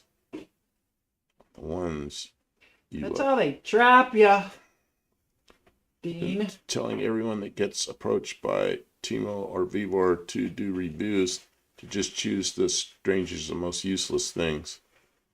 And they haven't approached me yet. I'm not really interested in doing their stuff. I thought about doing some spoof. Can you push that back out a little bit? No. Oh, that's fine. Some spoof commercials, like, I don't know, some silly stuff. Yeah, Stuff that's not real. I would like to do silly stuff. I can be silly sometimes. We don't do that very often. Usually we're real serious. We're working. Because we got too much stuff going on.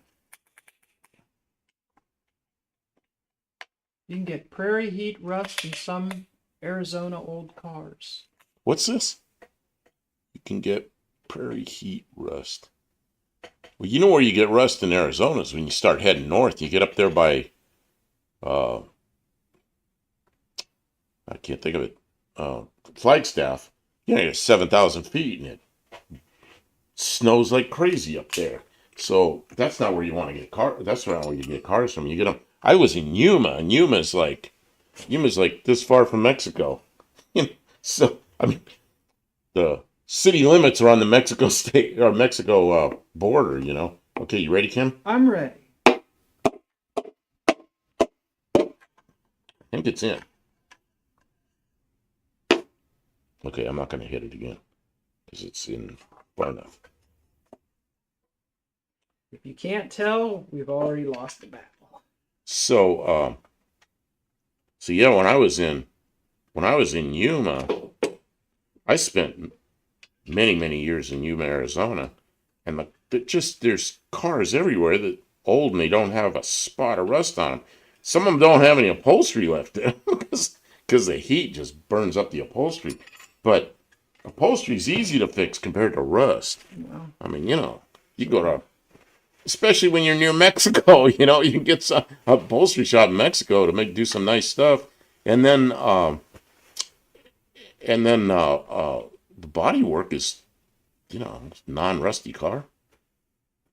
Making a new turbo encabulator video. Mine will be the quantum, whatever all that is. Buff has to know what turbo encabulator is.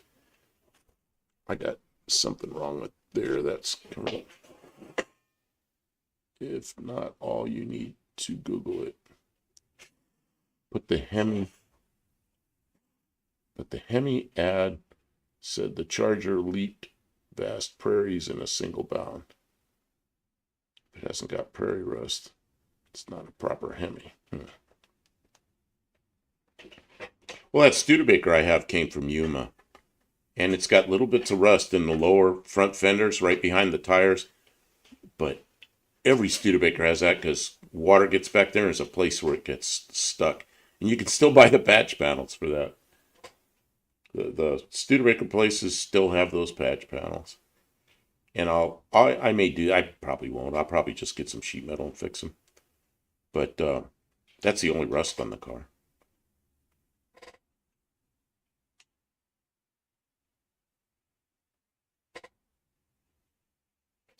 Of course, now it's here in Tennessee, and it was outside and the grass is growing up on it. I was pretty unhappy about that. oh boy, he was having. But now it's under roof again, and it's on dirt, but it's not. There's no grass growing up under it. So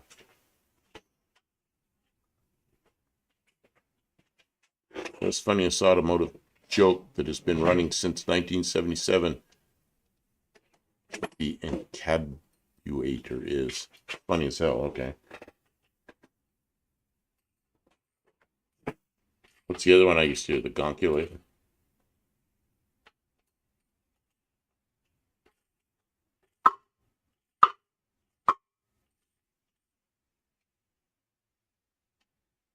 Red Green was pretty good too.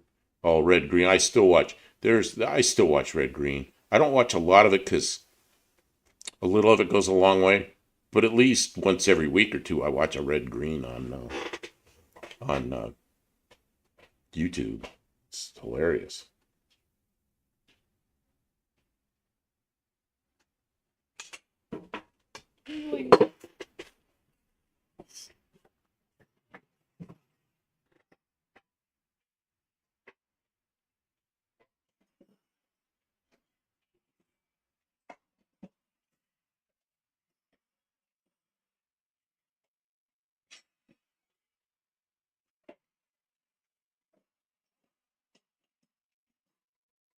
Oh man, turned my neck around to look at the clock, and my neck cracked, and now it's cracking again.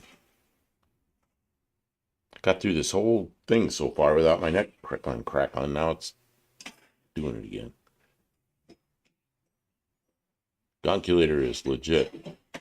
That's the horsepower versus a quarter mile estimation program guide. Or be gonculator. Well, there was I'm not going to mention names because people get all upset with this guy. But he had a talk show in the U.S. for decades. Political kind of guy. And probably a pretty smart guy. Rush Limbaugh. But he didn't know anything about cars. So his car broke down. And police told him he needed a new gonculator and charged him a lot of money and fixed his car. Put a new gonculator on it. he got suckered. Found out later he got suckered. Like, whoops.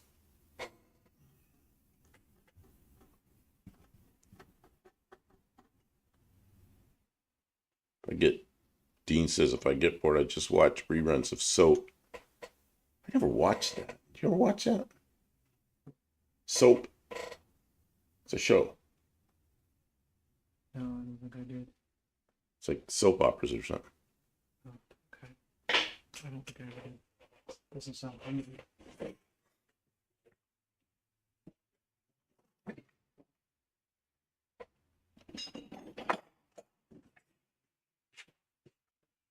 Ooh, that doesn't look like an engine I've got a tool. little burr in this thread and I just can't get it out. Ooh, you know what I don't have that I had in the Air Force, and I wish I had one as a thread file. Does anybody know what a thread file is? It's a square file, and it's about this long, and it's got like all these different thread sizes, and you can actually put the thing down in the threads and fix them. Well, I was trying to use this. That's not a thread file. Jeweler's file. It's like a jeweler's file. I did. It was funny. It had Billy Crystal, Catherine Hellman. I suspect you were in the Los Angeles area at that time, right? Well, I don't know. You moved all over the place. You were Los Angeles area, and then I say Los Angeles area, like the greater Los Angeles area, or I guess Las Vegas for a long time. Give me that back. No, it had packet this an alien in it. I sort of remember. I don't know. I didn't watch it. So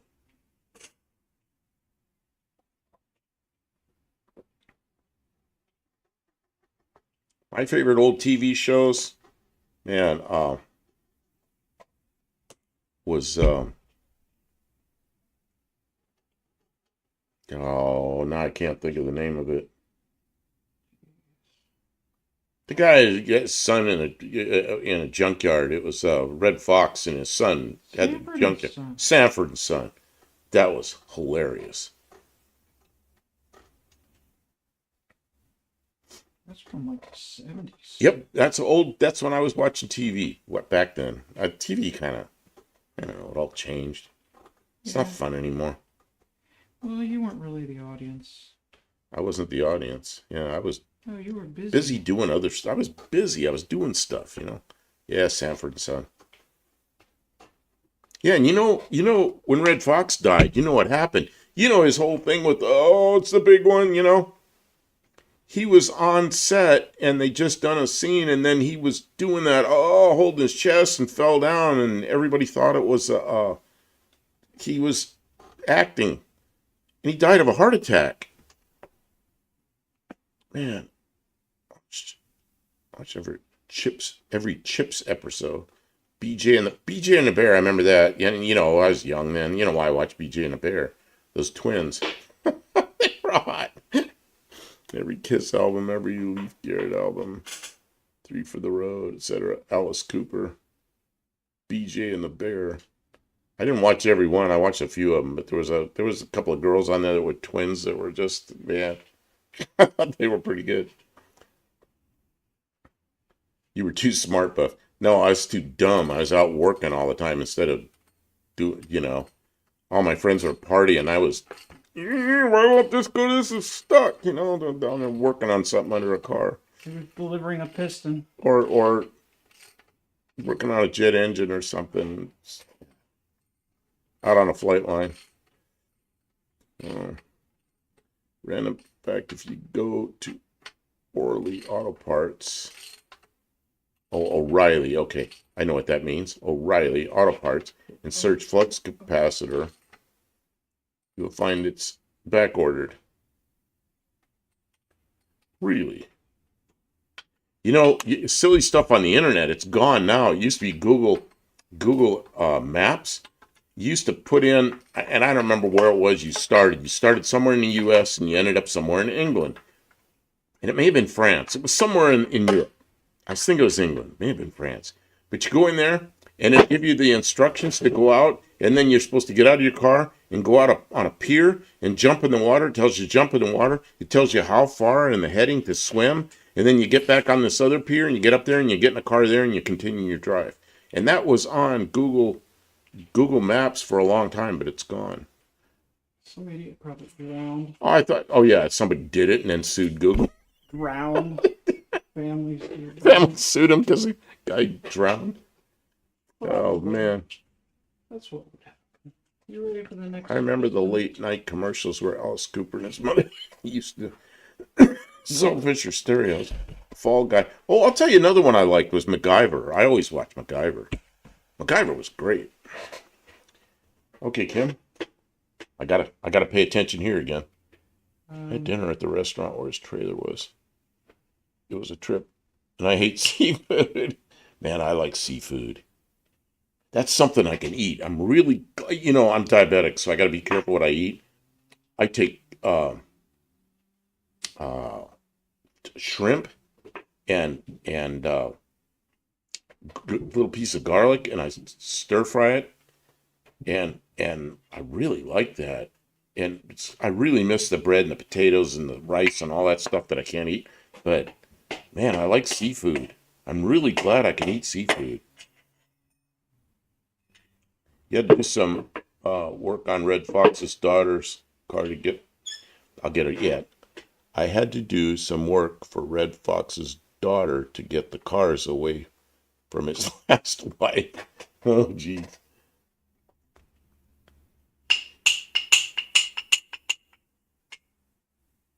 When you live in that area of the world, you're going to meet up with some of these people. That's pretty good.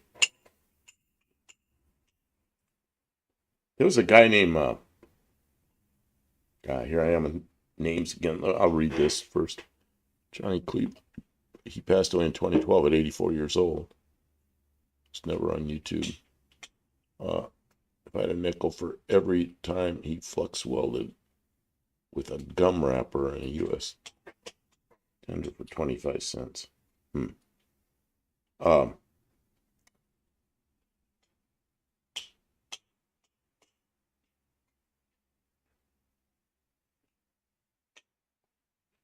We're good here. Almost. Okay. So now we got to go. You didn't put the things on it again. I'm going to return these. Thank you. Because I had trouble with them. Oh, he lived in Vegas, huh?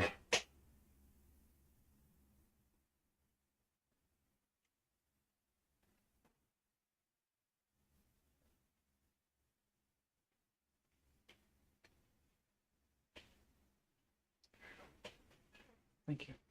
Okay. So backwards is this way. Rings are. They're lined up perfectly. That's bad.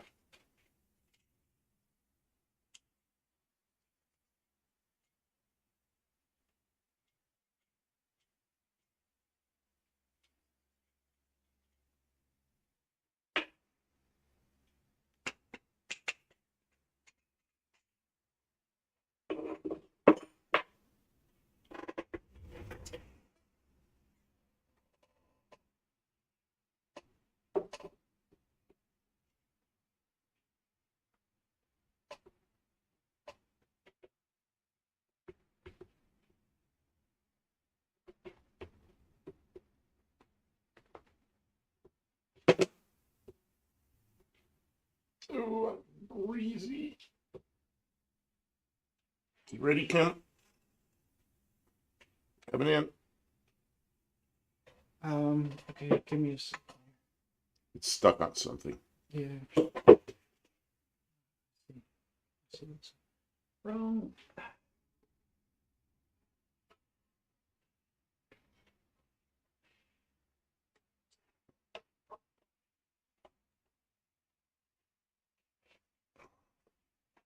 Feels stuck. Okay, there, stop. Don't move it any further.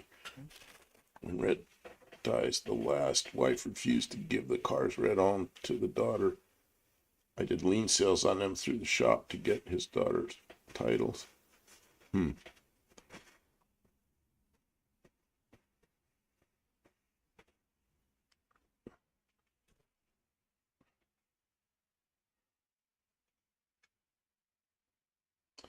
There was a guy, I was saying, you meet people like that. There was a guy named Adam Arkin that's been in a lot of TV shows and movies and stuff, mostly TV shows. But he lived next door to me when we were kids. And, he's just a kid. His father was an actor, but he and his brother there, Adam Arkin and Matthew Arkin, and they lived next door to us. Played baseball out in our backyard, put a baseball through the window in my dad's house one time, scared the hell out of him. My dad got mad. Where's the hammer? But then I didn't see Adam after that since about like junior high age, school age, and then I started seeing him in TV shows and movies and everything. But I haven't seen it since then. Okay, it's in.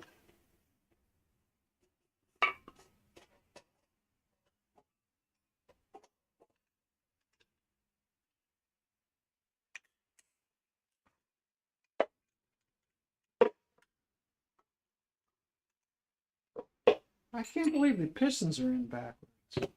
So now the famous people I know is like Alan Arkin was the father, right? Yeah, Alan Arkin was the father, and he was a great actor too. There was a movie back in the '60s called "The Russians Are Coming." It was hilarious, and Alan Arkin was starring that movie. I never knew Alan Arkin. He and his wife had divorced, and she had remarried, and they lived. Adam Arkin and Matthew Arkin lived with their mother in California. And Alan Arkin was New York, Broadway kind of actor. So I never knew him. Let's see here. Rebuild roots blowers, a machine shop. Okay, let's see. Oh yeah, I'm waiting for the next one. Okay, where are we at here? Time. Don't crank your neck around too far. Okay. A friend of mine from high school is married to the woman that played Kit in Pretty Woman. Laura Sand. I don't know how to pronounce that last name. Oh, Kim, when I bend my neck around to look at the clock and then I go like this, it's like click, click, click, click, click again. Crackety, crackety, crack neck. I think my neck's going to be like this forever. Yeah. Will be. Someday I'll tell the whole story. I'll identify the jerk that smashed into me. I'm afraid to, because everything's not settled yet. $60 the old lady can watch too.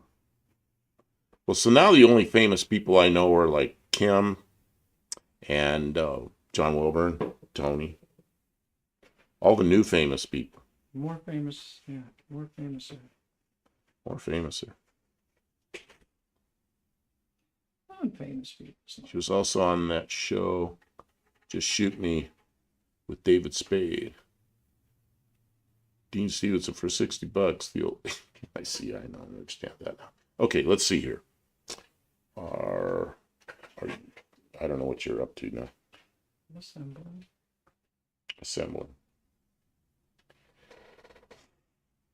You know what, Kim? You're gonna have pistons in this. And then soon. You know what? I'm glad we took our time, because if we'd have been in a hurry, I might not have realized that this was assembled backwards.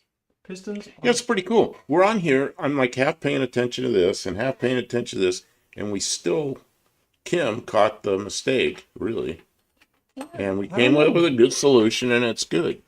I mean, I guess it wasn't really a mistake. It would only have been a mistake if we hadn't recognized that they put the pistons on backwards. I'm really surprised. You said aftermarket pistons aren't like that. But I can see them. I can see the offset. Yeah. Well, maybe they're from Chrysler? They're not marked Chrysler, but I guess it's possible. Yeah, I mean, it could be. You know how you can see it? Look right here. Look at the distance between, put it up here where I can reach. Between this side of the wrist pin and that casting. See where the, I see it. Yeah, you can see it real easy. It's real easy. Got you above C. Kimborghini. Yeah. Well, I saw her in her videos doing the stuff before I met her. It's like, I want to meet her. And then when I was at No Name Nationals, she was there. Can you put the rubber things on there, please? keep forgetting about them. So I walked over and introduced myself and hung out together at No Name Nationals, first annual No Name Nationals. It's kind of fun. I ran him all over. And think about his age. I kept running back and forth. What? I was all excited. I was running all over the track, doing stuff. Oh, Running around barefoot. You had a good time, and you raced your van. We put little tiny wheels on our van, little tiny tires to lower the gear ratio, because we couldn't change the gears. Well, races. And then we drained the. I helped her with that. She actually got under and did it, but I helped with the jack and stuff. She drained all the coolant out, put water in it, and she raced her van down the track, and she ran the van in the burnout contest, but she ran the monkey bike in the burnout contest, and won the burnout contest with the monkey bike portion of it. It's pretty good. See, Buff, JMJ, Just Mopar Joe, he's getting well known. Oh yeah, Just Mopar Joe is really. Yeah, there's a few people in this bunch that's done real well. Who's the guy that was there the first year? I can just see the guy in front of me. The guy that, but he got real big and now he's going to other events. The guy that has his son had a 59 Ford. His little kid had a 59 Ford, and they used the Barn Garage. whole barn garage. And the kid put all the cards on. He sat next to us at Lambert's the first year. Yeah, they sat next to us at Lambert's, and on the other side of us was I'll pull the name up. Dylan and what's her name? Brooke. Dylan and Brooke. Dylan, Levi, and Brooke were sitting next to us. So I met those people the first night I was there. It was pretty cool, and I met Kim. And it might have been the first time I met Dallas. I knew who Dallas was, but I never met him. And John I met because John used to hang out at Tony's, Uncle Tony's. So I'd been on lives with Tony and John at the same time.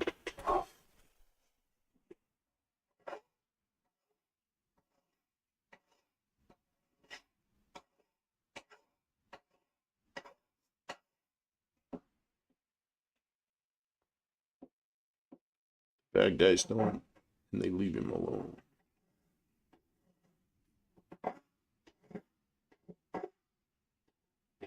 Kim's over there filing. She's got a piston and a rod in her hand, and she's got a file. This stupid rod has all kind of marring on the side of the.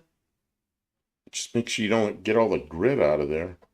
I guess you know that, but of course. But that's a wearing surface. I don't know why it's. I know why. It says in a hurry, and they just slapped it together in a hurry, and they dinged something. Yeah. Yeah, and I can see that that's not something that I did because on the other side of the rod, there's wear marks from where the tolerance is wrong, and it was cutting itself a fresh tolerance on the other side. Tolerance or clearance? Clearance. Yeah, it was cutting. It was tolerancing itself. Tolerancing. It was self-tolerancing. Sayer says he needs beauty sleep. We wouldn't want you to lose your beauty sleep. Okay, well, thanks for stopping in, and we'll see you again. Well, I'm sure we'll contributed tons to the conversation tonight. Thank you so much. We'll be on Tuesday night, I'm sure, in the studio, and we're going to do the 1970 thing, and then yeah. Oh shoot, we didn't say anything about. Okay, that. what we're going to do is we decided if you weren't here Tuesday night, we're going to have like a segment, and we're going to just talk about 70.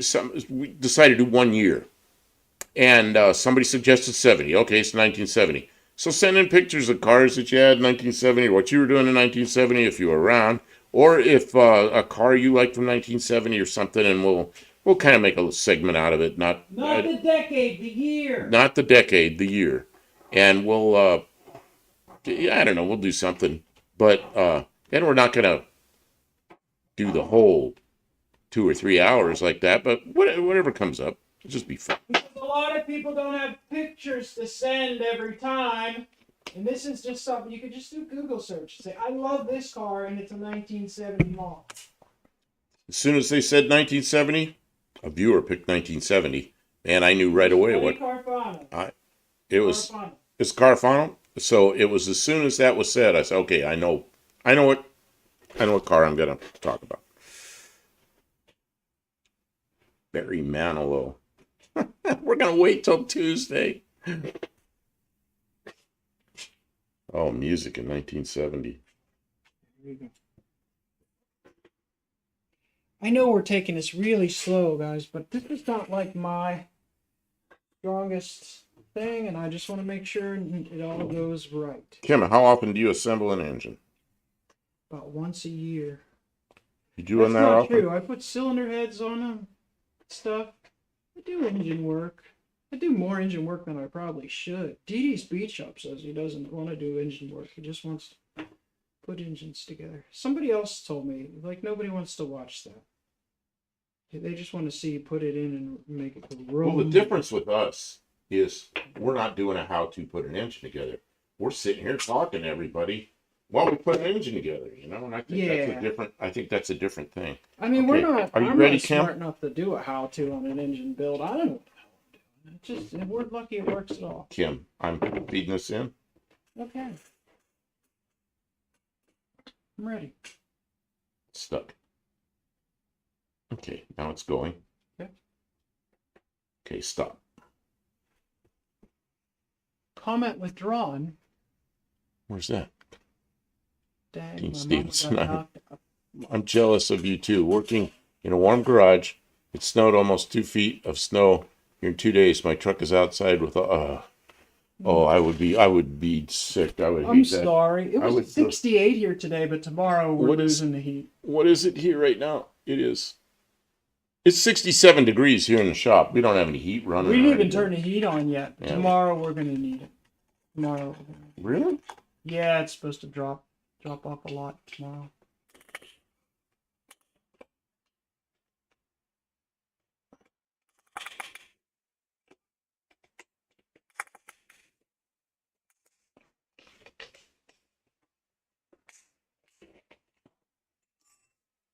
You ready? Yeah. Go ahead. Oh, you got it. In.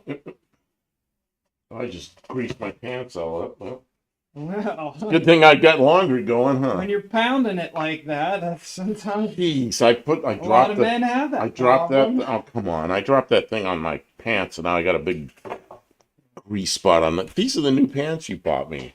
Oh, shoot. I like these pants because she bought. Well, you know what I'll do? I'll put soap all over right there. Well, it's not. It's clean oil. It's that oil. It's that 30 weight oil you gave me. Yeah, it'll be okay.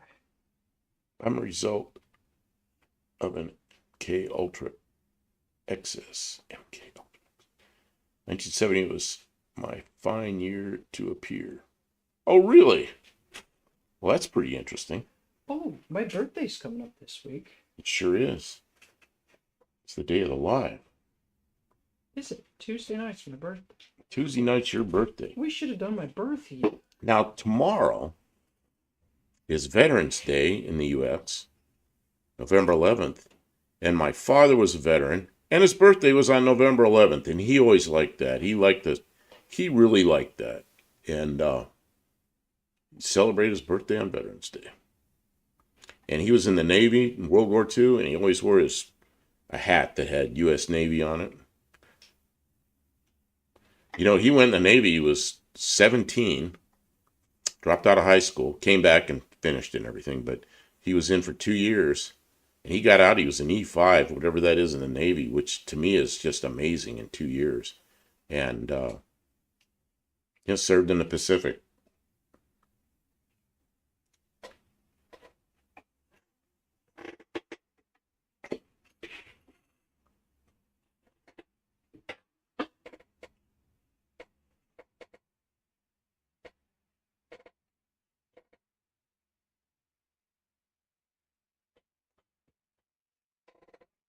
So yeah, in 11/11, No, he's born. Oh, on 11/11. Yes, he was born on 11/11. Dean Stephen, 11/11/2024 here today.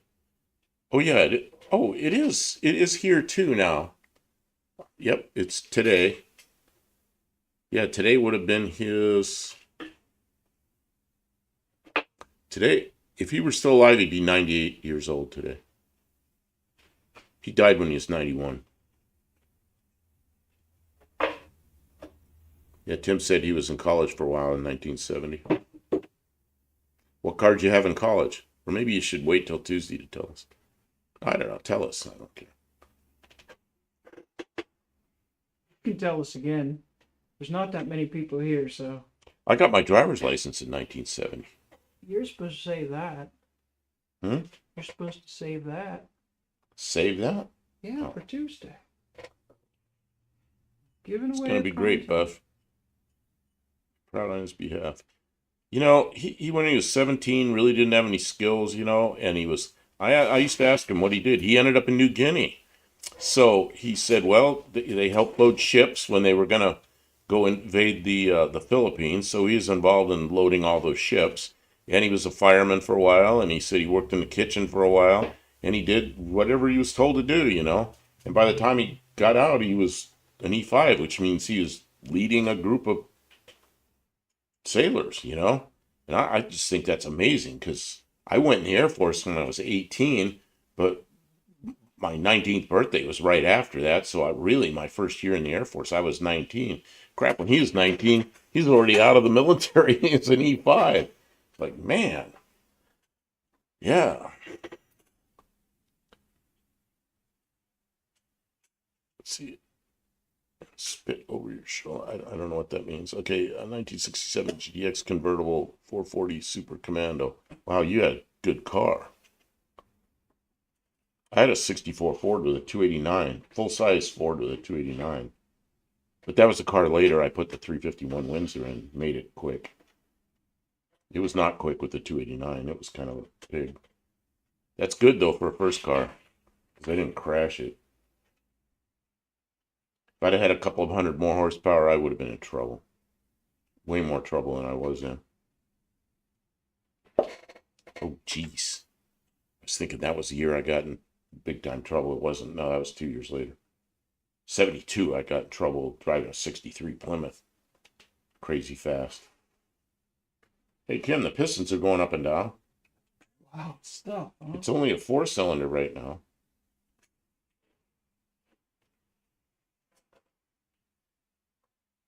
Why didn't they ever make a 4-cylinder slant? I was going to say slant 6.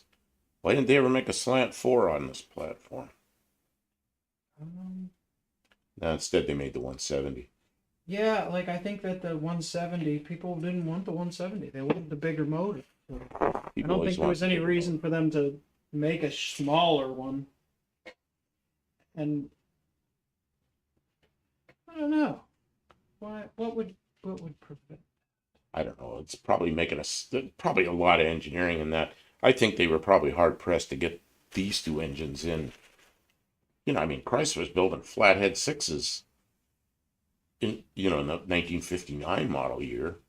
1960, those were gone, and they're making these things like crazy. That was probably quite a project to get this thing up to the point where they could put it in all their vehicles. You know, they had it in the big cars, you know, like big Plymouths, and they had it in the Valiants.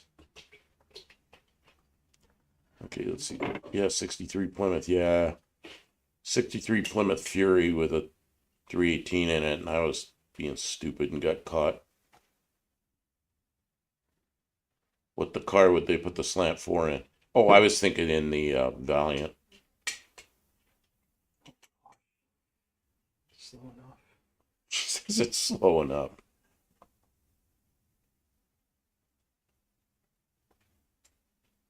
Well, you know, Ford had the 144 6-cylinder, but they didn't have a 4. But Chevrolet, when they came out with the Chevy 2, which became the Nova, 1962, they had a 4-cylinder version of their 6-cylinder, which is the 153. And they even put that in vans for a while. So that little 4-cylinder Chevy 2 engine, the 153, I always thought that was pretty cool, but they didn't build a lot of them. I mean, they were available. I guess it was the standard engine. You had to pay extra for the 6-cylinders. They did the 82 trans 4 with 96 millimeter bore spacing instead of the 394, 395 bore spacing slant 6. Wait a minute. Yeah, but that wasn't anything like this. You're talking about I'm trying to figure out this. All this millimeters, I get lost. The 2.2? Are you talking about the 2.2 engine they came out with? For the front wheel drive cars?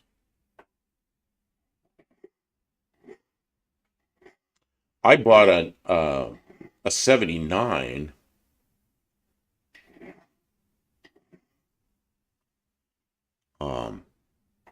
Dodge Omni, which is a little transverse thing, but it had a 1.7 Volkswagen engine, base engine, but it had all Chrysler stuff on the outside. Then I remember the 2.2 came out after that. In 1971, the insurance went crazy on muscle cars, so I traded my GTX in on my 72 Demon. You've had that car that long. Wow. Mexican Spec says, good night, Buff. It's late enough. Yeah, I didn't think you'd stick around this long. Yeah. We're just... Thanks for being here. Yeah, thanks for being here and being a mod and everything. We got 2 more holes to put pistons in, and then we'll probably I don't know. We still got to do some shorts. So I don't have a short. Right. I don't have a short for tomorrow morning. Okay, Gonna have to do a short on a rubber hammer or something. I don't know. Well, you got to do a short installing pistons this last one, or do you want us to do it for this one? I'm gonna have oil and grease and everything all. How am I gonna do that? I'm not sure that's a good thing to do because we're already doing this and people can watch it. And I'm gonna have I got like 30 weight oil all over my hands, I'm gonna be doing a recording. But you got to be on that end accepting doing that end of it. It's only 60 seconds worth. You're just gonna show like tightening the thing, and you got this. I don't know, everybody. You Should I do a short with a ring compressor? Rubber hammer is to put wheel covers on in old cars. But that's what your fist is for. Man, the guy I worked for in 1971, my first job in a shop, I used to put wheel covers on with my hand. He gets so mad at me. You're going to hurt your hand doing that. I'm thinking, no, I'm not.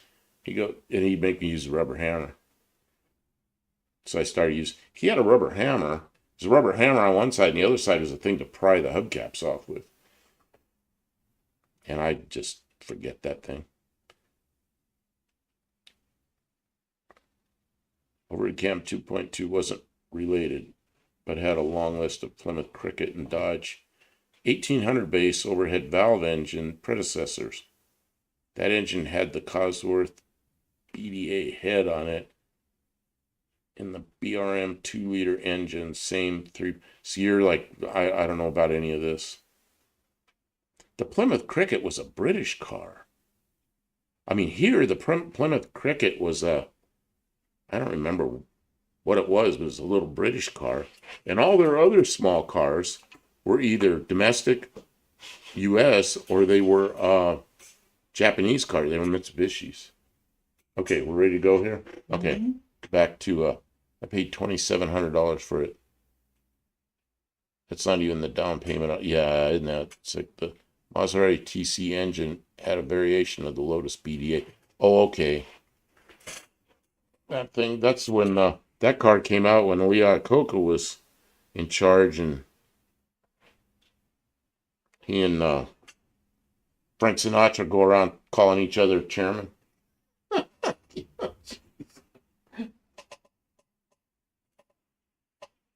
He gave Frank Sinatra one of those cars. I remember that. The TC Maserati. I don't know. I didn't really like that car.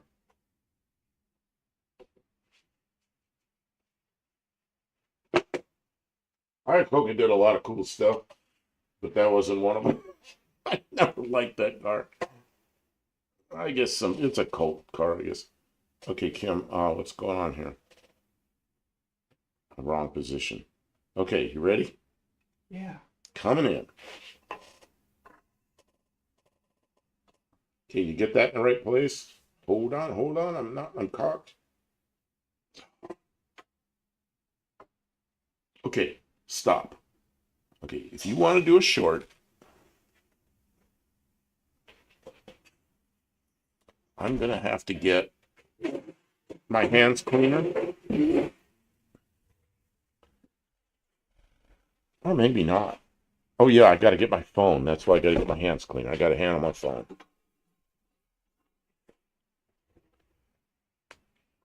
Say, where do you think Chrysler USA got the 2.2-liter overhead cam engine from? England. I didn't know that. I thought it was something they developed themselves. Is that Ukraine, Turkey? Good evening. Actually, good morning now, isn't it? Yeah, it's here in Tennessee. It is 1 a.m. We're here in the morning, and you are probably, I can't even imagine what time it is there. It's much later.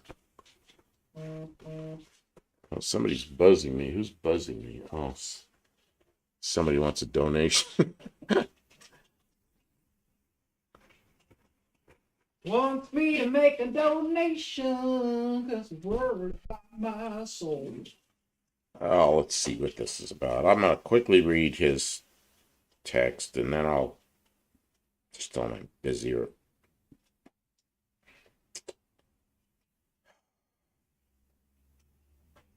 jeez.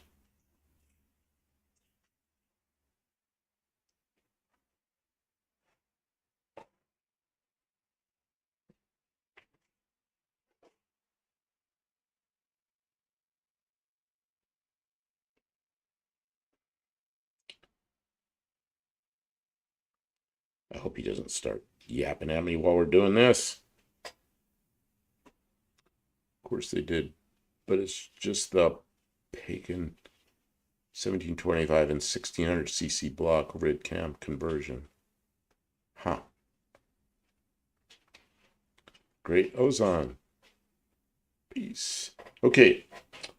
We are. Oh, you moved me.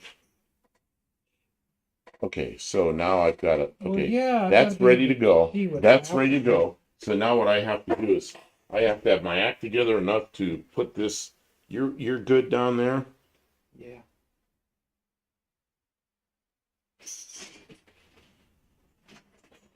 Where is the rain gap?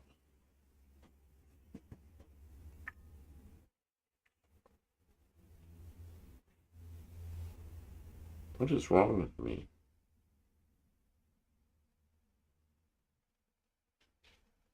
Tim, I lost the ring gap. There's no gap on this ring. One gap here, and there's one gap. I see. I got it. Okay, thanks. We're good. We're good. Yeah, everybody, we're good. At least we don't have any more political ads or text. Man, the political ads are just killing me, man. I'm so sick of it. I just want it to go away. Okay, so now.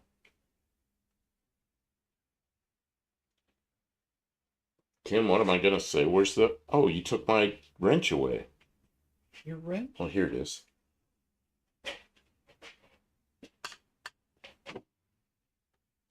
I'm not ready. I'm not ready. God, this thing's oily.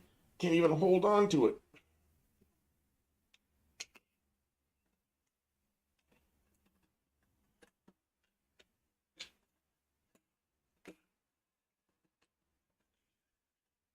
Let's see if I'm going to be able to get that.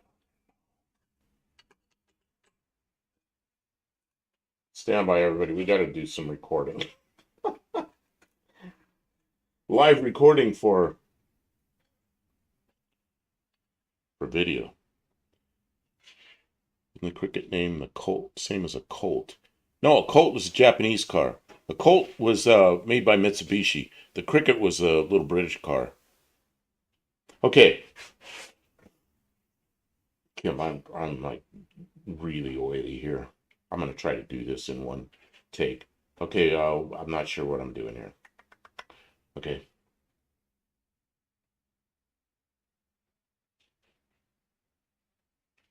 Okay, we're assembling an engine here, and you got to compress these rings so you can get the piston down in the cylinder. This is a ring compressor. There's many kinds of ring compressors, but this is the one I have right now, so I'm using it. You take this and you tighten it up like this. You tighten those rings up so they're working. So then you bump the piston down into the cylinder. Okay, up here. And there it is. Rings are down inside the cylinder. Ring compressor. You gotta have it to put the pistons in. How long? 43 seconds. 43 seconds. We made it. Okay, here's your. This is my shelf to set everything. You've tipped it. Well, now that we got a short, I can give it to you. Okay, so now I gotta wash my hands again, deal with the phone. So I have a short for tomorrow morning. Oh, you were out. I was out of shorts. Oh, man. I'm out of shorts. Okay, so.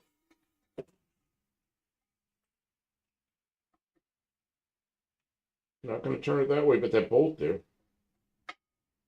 Oh, jeez. It's like this bolt. Something stopped it.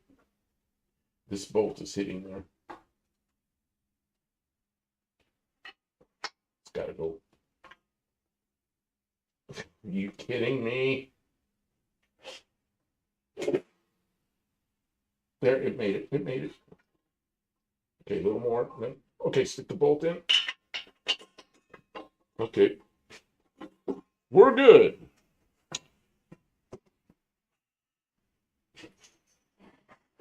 Okay, where are we at here?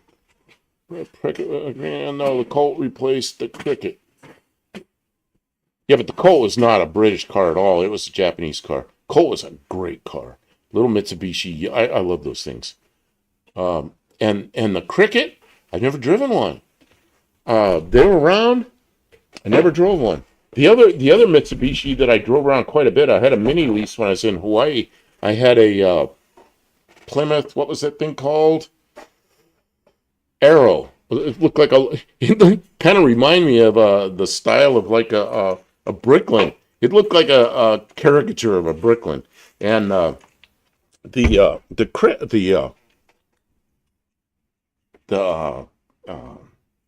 Arrow, the Plymouth Arrow. I liked that thing. That was a nice little car to drive around. Just a simple little car, you know. Of course, that was in. I'll tell you when it was 1978. I had a Plymouth Arrow for quite a while in Hawaii. I've been on British broadcast for a while. My mother came for a while my mother came as a guest and went to Izmir on Saturday. Well, welcome back here. All Chrysler got was Crickets, so I decided to get Colts instead. If someone gives you Crickets, get out the Colt. Different kind of Colt. We had a sneak preview premiere on the worldwide Buff and Kim short. Yeah, you sure did. You got it from a different view. Gonna be, oh, that's what I want to do. I want to see I got to audit it, make sure it really worked, so I don't go home and then have to come back up here again. Yeah, because we only got one more piston. Go like, Kim, we gotta do this again. We gotta go up and take a piston out. Oh, I'd be so mad if that was. Okay, let's see what I got here. What's that? Oh, you got an 11-second one? Okay. Yeah, that's nothing. Oh, I have no sound. Okay, start over. This time with sound.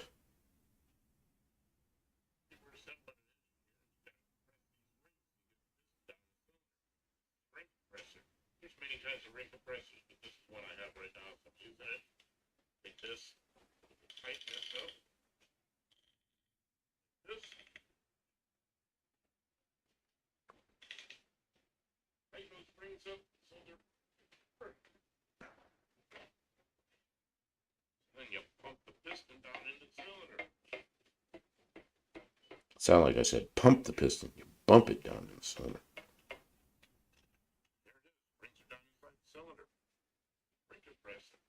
Gotta have it. I'd say that's a good short. Okay. Yeah. And I got somebody else there yammering at me.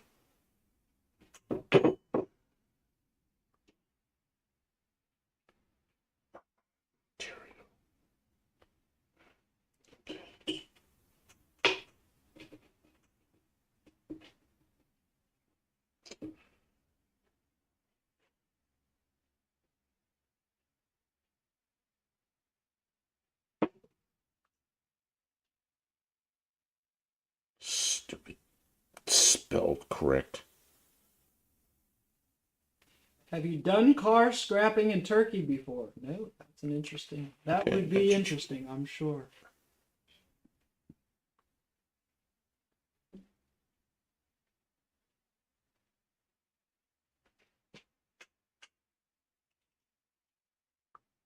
Oh my god, the spell check's horrible.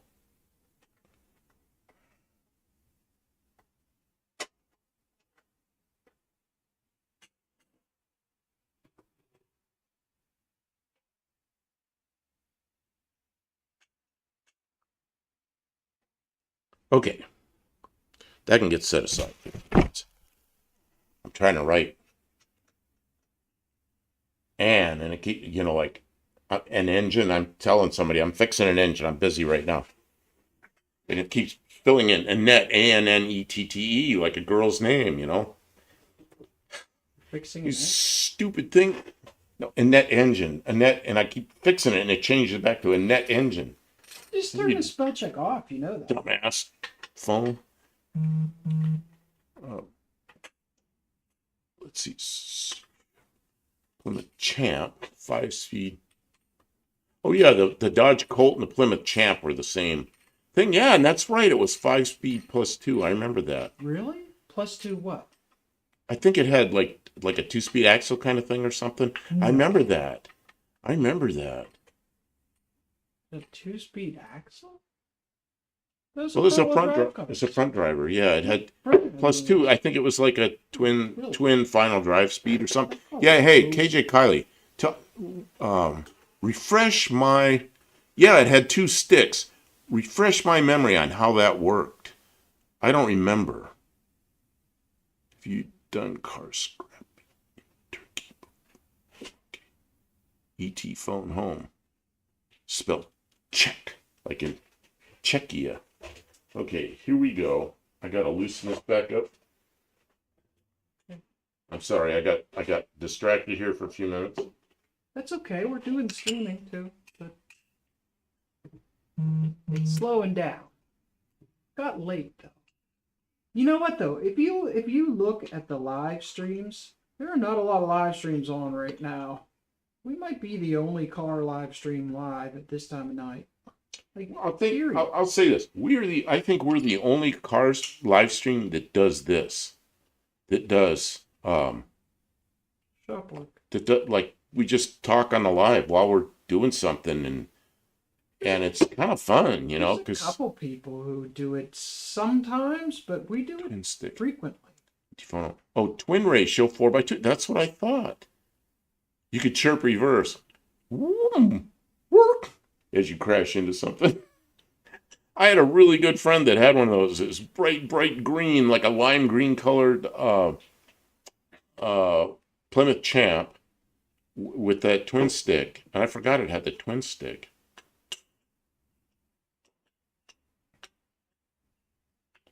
That was a car. He was working on the hood opens backwards. Or frontwards, if you like them that way. But he was doing something leaning over, and the car antenna, the radio antenna, a little ball on it, and he leaned over, and it stuck the ball. He got the ball in between his eyeball and his socket, and he was working, trying to get it out. He's really having trouble, and he's stuck on the antenna, and he's working.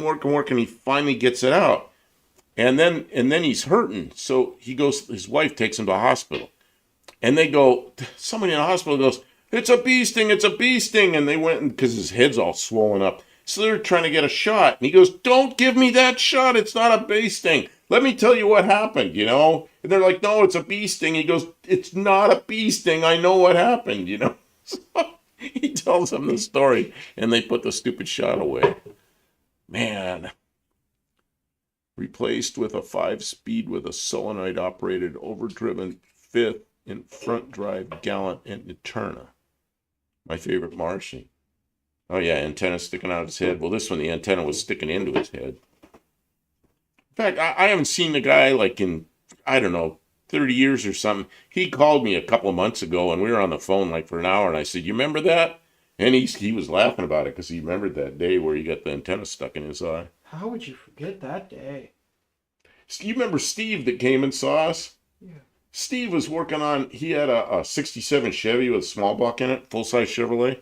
Mm-hmm. And he had one of those big aftermarket air cleaners, really tall, and a big long stud coming out of the carburetor. And he had the air cleaner off, and he was doing something. And he leaned over to look into the carburetor while it was running, and he stuck that stud right into his eye. And he also ended up having to go to the doctor. Man. Stuck the stud in his eye. Did something to his eye. He ended up having a patch on his eye for a couple of days. But that stud that has the wing nut supposed to be on it, stuck that in his eye. Oh, man. I've been stuck with my favorite Martians Colt aerial Japanese invasion, something Dean's talking about. Kim, are you ready? Oh, you're still working on a piston. Okay, I've got this compressor loosened up. Man, I hope I never get anything stuck in my eye like that. I've had things get in my eye, but it's usually from being stupid and grinding or something, and it goes in behind my glasses. Yeah.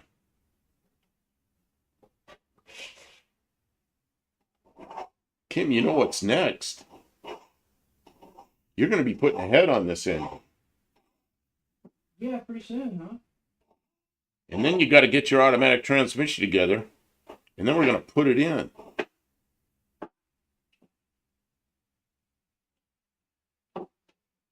Man. She's going to have a fresh slant 6 with a ported head and an automatic in her Dart. That's going to be a huge improvement, you know that? Oh, yeah. And no oil leaks?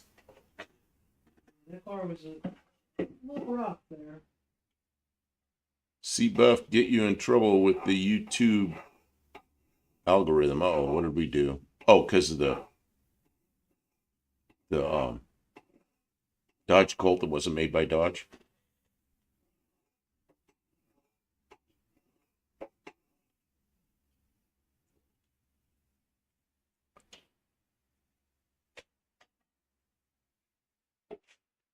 Oh, man. Kim's over there filing on something on that piston rod assembly again. Or another one.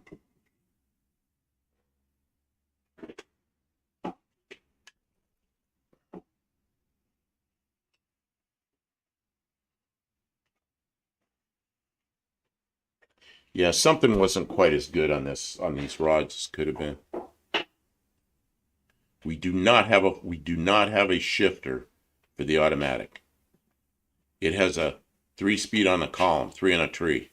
So she's going to have to work that out. She says she has the kickdown linkage, but not the shifter yet. So we'll have to work that out, I guess. I could probably pull the one out of the Ford. Pull the shifter out of the Ford. Oh, yeah, floor shifter out of the Ford. Ford Ranger, yeah. She has a Ford Ranger one. Yeah. That means you got to cut a hole in your floor. For the cable? All I got to do is drill a hole for the cable. It's cable shift. Oh, it stays on top of the floor. Yeah. Oh, I'm thinking of the old Mustang ones where you cut a big hole and then there's a thing underneath that runs the... Oh, so it doesn't take a hole in the floor. Chrysler shifts on the... On this side of the floor. The most hardworking country is China, and they work day and night. Don't ignore them. Yeah, they did. Yeah. Yeah, no doubt. The Chinese have a hungry labor force.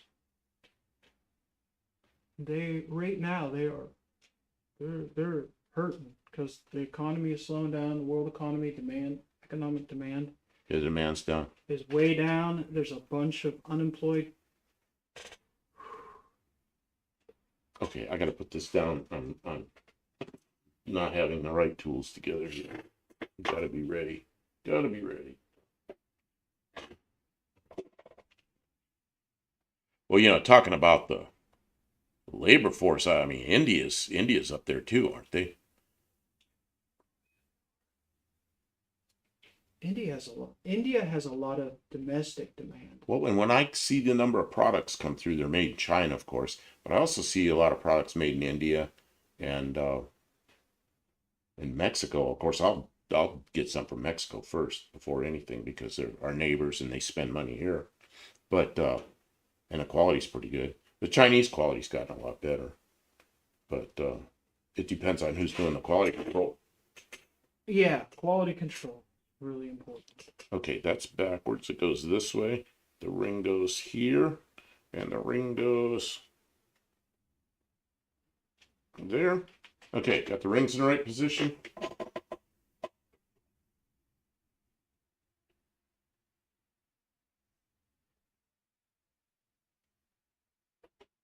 I got him working tonight, guys.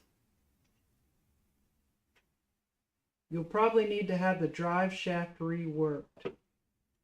I don't know, Tim. I think the drive shaft's the same. Okay, coming in. Kim, Yep, I'm hooked. I'm stuck on something. it's the rubber hoses or something. That's what I figured. Okay, slow. Get my fingers out of there. Okay, stop.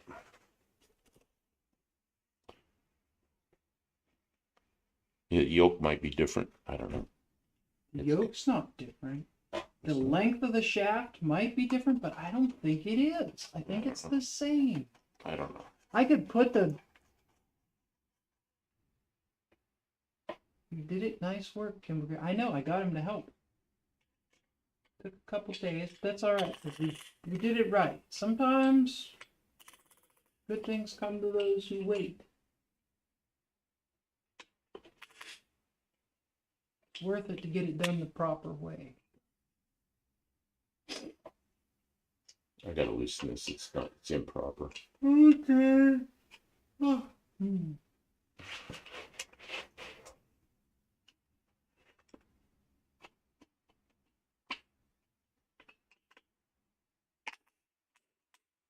That whole thing spinning? Yeah. I don't want it to spin. Well, don't spin it. I was trying not to spin it. It was spinning. Okay, you Ferrari ready? car engine looks very similar, but I knew it was imported from Italy. Length? Okay, this is you ready? Yeah. I mean, it's an inline six-cylinder, yeah.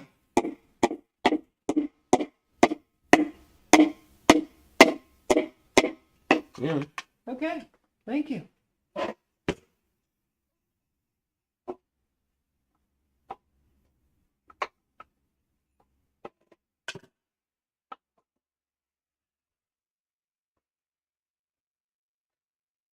It's a good little motor. It'll make a lot of smooth power. Lots of low end torque. It'll be good. These, I don't know. I guess some people race. You raced them, but I mean they're just a good old reliable engine that get you down the road just fine. Length. What's length? Asking length. Tim says length. Oh, for the drive shaft, I don't know. Yeah, wow. We use the drive shaft. What do we use the drive shaft from the Ford Ranger? From the Ford. Ford Ranger. See, because we put the Ford rear end under it, and it's the snout on the rear end's bigger, so we end up using the Ford Ranger drive shaft. So we had that U joint was for a Ford, and then the Ford U joint was an AMC U joint because It was Ford on one side and Chrysler on the other side. So I think if we have to, we could just cut one of those down. what? Right? The, A the drive shaft? well, if it has shorter, we'll shorten one. Yeah, I think we can cut a drive shaft down. Sextuplets. You mean this is sextuplets? I guess the referral is from the whatever we were talking about earlier with this engine.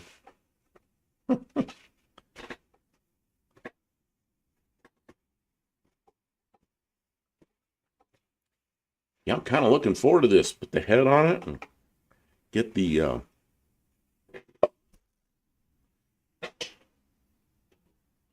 This car will be running again. It'll be way better than it was, and it was pretty good. I mean, honestly, it ran okay. It just leaked. If it hadn't leaked so much oil, I would have put up with the dead cylinder. We got back from. It got us back from No Name Nationals. I mean, drove all the way there, all the way back. No issues other than it leaking some oil. It leaked a lot. I was thinking maybe the 3-speed is a different leak than the automatic. Yeah, I think we were thinking the same thing, but she's thinking it isn't. So It's a long 3-speed. It has, Yeah, the 3-speed. 3-speed has a really long tail shaft on it, and I'm pretty sure it was done that way so that it would. so they be could the use same. use the same drive shaft. But it might Who be knows? some. Who knows? You know what? You know what? I can measure because I know they mount in the same. Come on, location. let's not get distracted. I want to get this done. Oh. You're gonna leave and go start measuring drive Look, there shafts. it is right there, and there it is. All right right, all right. I'm just saying. And you got to know how big the bell housing is. You don't need to know how big the bell housing is because from the mounting location to the end of the tail shaft, it's the same. If the mount is the same, I can see it. It Okay. is. The cross member doesn't change. It's the same. It's going to be the same drive shaft length. I did car body work. This Ozon. I did car body work in 2010, and I thought I'd share it with you. Oh, that's cool. What kind of cars? I don't even know what kind of cars you work on there. Correct. Oh, maybe Ferraris. Oh, Tavo stopped in. Tavo, how you You're doing? welcome, Tom. Tavo, you missed this. The last 3 hours we've been putting pistons in the. Well, we did something else first. What'd you do first? You were doing something else. We were just talking to Jack. Oh, you were and putting John the Whitaker. rings on or something. Anyway, we got all the pistons in the slant. We just finished that. Well, And, we discovered that the pistons are on backwards. Pistons are on the rods backwards because the oil hole would have been spraying the wrong way. So we decided to just do an Uncle Tony and put the pistons in backwards because that's not going to hurt anything. And then the oil, it's going to See, spray the because oil. on a slant 6, you cannot just turn them around. You have to take the pistons off of the rods. You take the wrist pins out, take the pistons off the rods, because the rods are not, they're symmetrical, but they are not. You can't change the rod from this way to this way because there's a hole on one side that oils the cam. And since it's not a V8, you can just like swap them side to Yeah, side. because then or it whatever. sprays the other direction. On a slant 6, you turn around and spraying the oil the wrong way. It's not going to, the oil's not going to go where it's supposed to go. Whoever built this motor, Wheeler's Manufacturing Company, whoever did that, they put them on backwards. And we believe they might have known that they were doing that on purpose. And they're 40 over pistons. So they... Which way do I have to make this orange thing go to release this? Toward you. Towards me? Okay. And now I have to let it down. Oh, that's going nicely.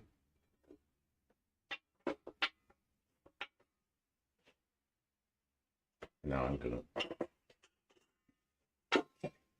look at this. I'm gonna look at this. I don't have enough light in there to look at this. I got 3 points for whoever can look up the connecting rod bolt torque spec for me for this slant 6. It is a 66. Where's a light? Do you have a light? I have lights. I guess my phone. Hang on, my phone will work. Rod bolt spec, fork spec, precedent 6, slant 6. Let's use this one. I think it's like 40, but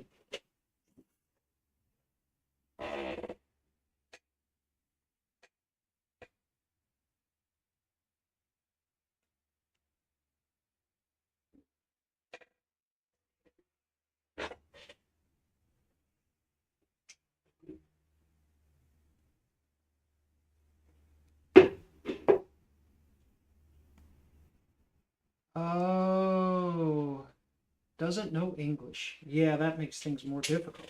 Sure.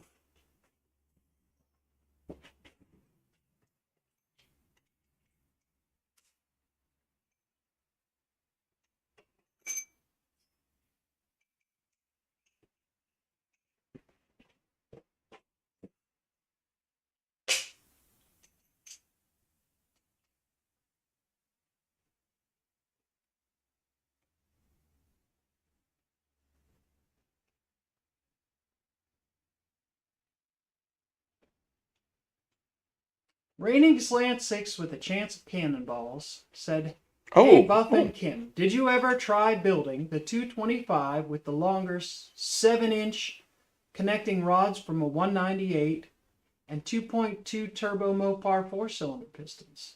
We have not tried it.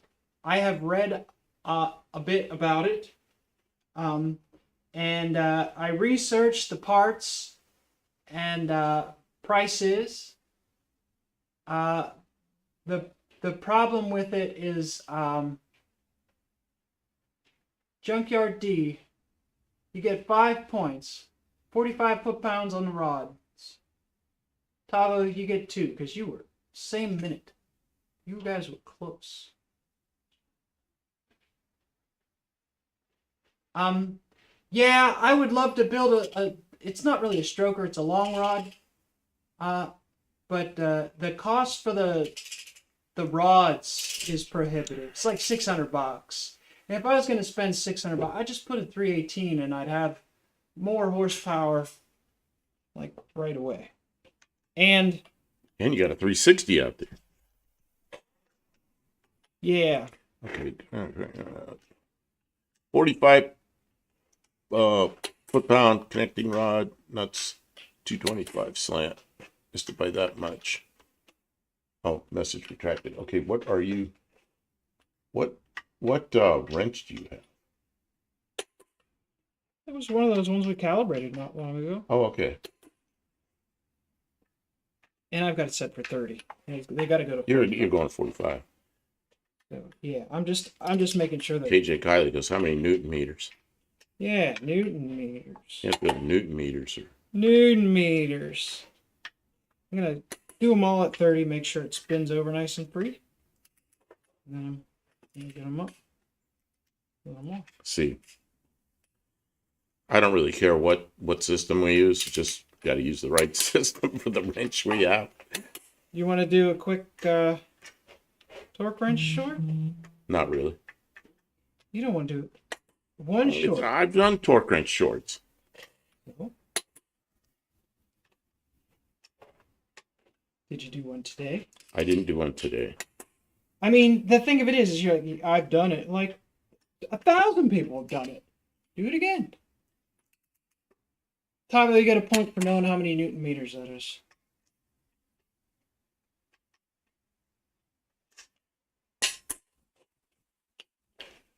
Okay.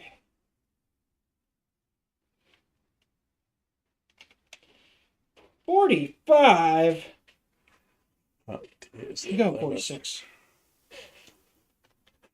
Can't tell me I'm wrong. Jeez.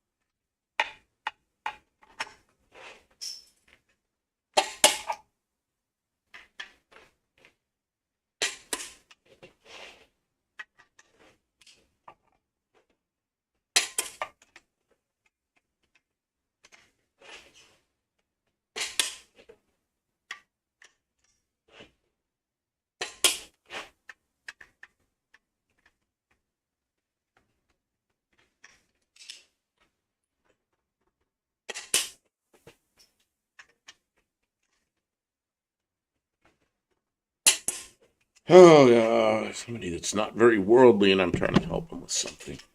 Missed it by that much. Okay, 61 Newton meters. 61.0118. You All get a right, torque wrench that close? Junkyard D, I'm giving you a point for precision, but that's just silly. I should just do them up to 2 grunts and a grunt. Yeah, I used to rebuild these Mazda rotary engines. They got these big long tension bolts that hold all this whole stack of shit together, with your end plates and a center plate and rotor housings and everything. Big long bolts. And the guy that taught me how to do it, he's telling me the torque specs, and it was like a stretch and all this stuff. And he goes, what we learned was because you turn on one end, and this big long bolt twists and twists, twists, and it goes tink on one end, and then it twists some more, and it goes tink down here because it's kind of winding up. He always go, just torque it 2 tinks. 2 tinks. He goes, yeah, just start doing it. You'll hear the threads catch up to go tink, and then you keep turning it tink, and he goes, that's the right amount. And when we did the torque, whatever it was supposed to be at the time, that's exactly how it came out, 2 tinks. So after that, we just did those rotary engines, 2 tinks. Just crazy stuff. Ozan from Uh-oh. Turkey says, I can only write and understand with Google Translate. Sorry for everyone. Oh, so you're using Google Translate. That is okay. That's We are a fine. worldwide stream. We will do our best to answer your questions and work through the language barrier, and it's okay. We don't mind. You're welcome to try. And now that's fine. That's good. I've done that with people in the past where Yes, we we had to welcome where we had to people. do that. I have a lot of respect for people who are willing to deal with the language barrier, and we will do our best to help you. I can't promise much, but we will do our best. How much? Anybody know what vacuum is measured in metric kilopascals? Um, See, I had European friends that used to really give me a hard time about metric system and using SAE, and I can't believe how much you resist this and all this. And of course, our cars have been metric since 1977, and they haven't figured that out yet. But you can't work on our stuff because you don't have any tools. Well, of course, I got a box full of metric tools because I work on Japanese cars, European cars, American cars since 1977. Of course, I got metric stuff. So I got tired of hearing it, and I was flying a home-built airplane. So I took my airspeed indicator, and I made a new. I decided to go with metric time. I said, okay, so metric time means I'm going to go in millidays. There's 1,000 millidays in a day, and so noon would be 500, and 6 o'clock in the morning would be 250. You figure it out. So you just give the time in a 3-digit number. What time is it? Well, it's 500, or it's 250, or it's 300, whatever the heck it is. So my airspeed indicator, I changed it to, I made a faceplate for it that was kilometers per milliday. And these European guys even hated it. You want to go metric? Go 100% metric. Go metric time. They didn't like that at all. Never go full metric. They didn't understand that at all. How many tinks are in one Ugga Dugga? Yeah, I don't know. Oh, there's several tinks in an Ugga Dugga. Yeah. If you're doing Ugga Duggas, it's like using an inch-pound wrench or a foot-pound wrench. The Ugga Duggas versus tinks. Dean Stevens says PSI is 6.89. PSI equals, oh, wait a minute. PSI times 6.89 equals kilopascals. I'm really good at talking shit, yeah. It's a very difficult job when we look at it from here on a tablet. Repairing motors seems difficult to us. This is an old engine. This engine's from 1967. It's an old engine. But somebody rebuilt it before. Yeah.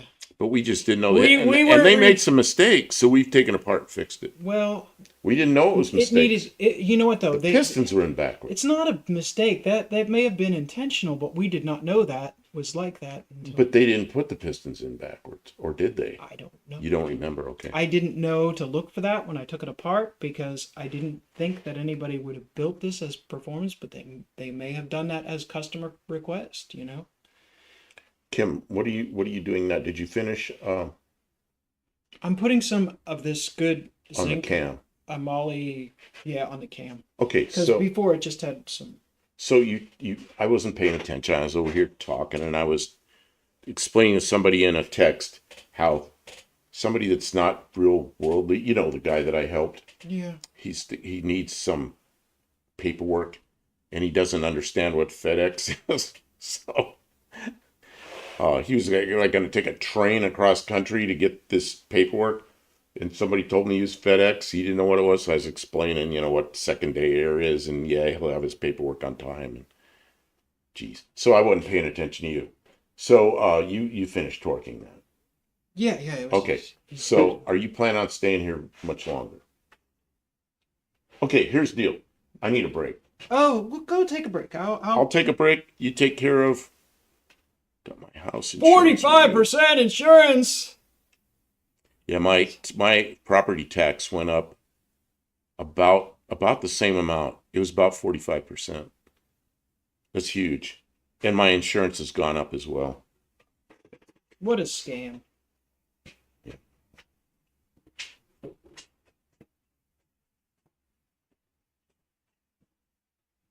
You can't do that to people.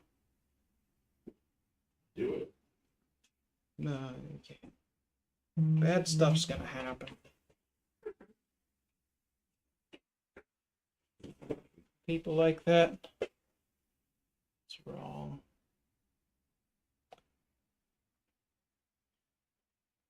Can you downsize your house 45%, Tavo? Rent out your garage? I guess maybe. I don't know that he's set up to rent. Ugh. All right, let's see. See how this engine turns over. How's it feel? You guys want to see it, don't you? It's more fun to see what's happening.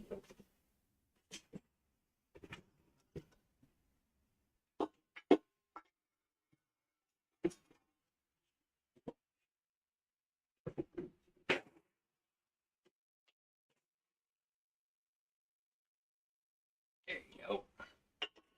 Now you can see the pistons. I'm gonna roll them over a little bit.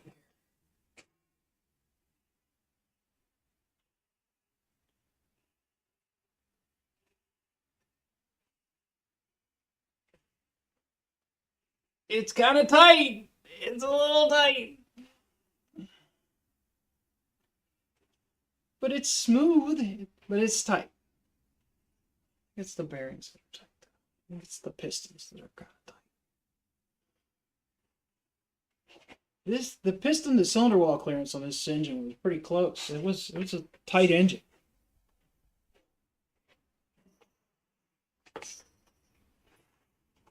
I gotta put the lifters in, and then I gotta put the.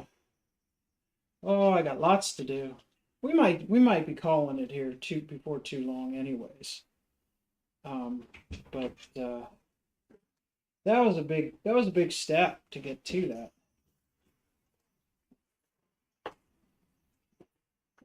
I turned it to the side, and spun the engine a little for them. Did what? I turned the engine to the side and Oh. spun it so they could see the pistons. Oh, so you go. can see the pistons go up and down.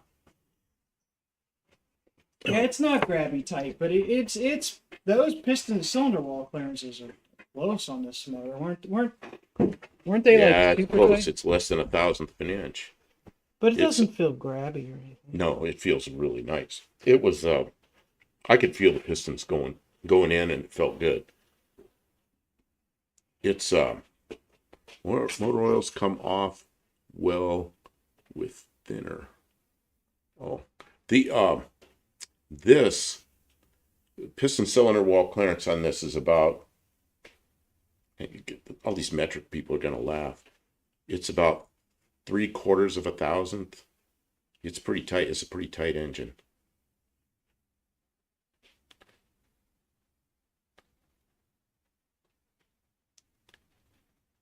It's not quite a thousandth piston to cylinder wall clearance.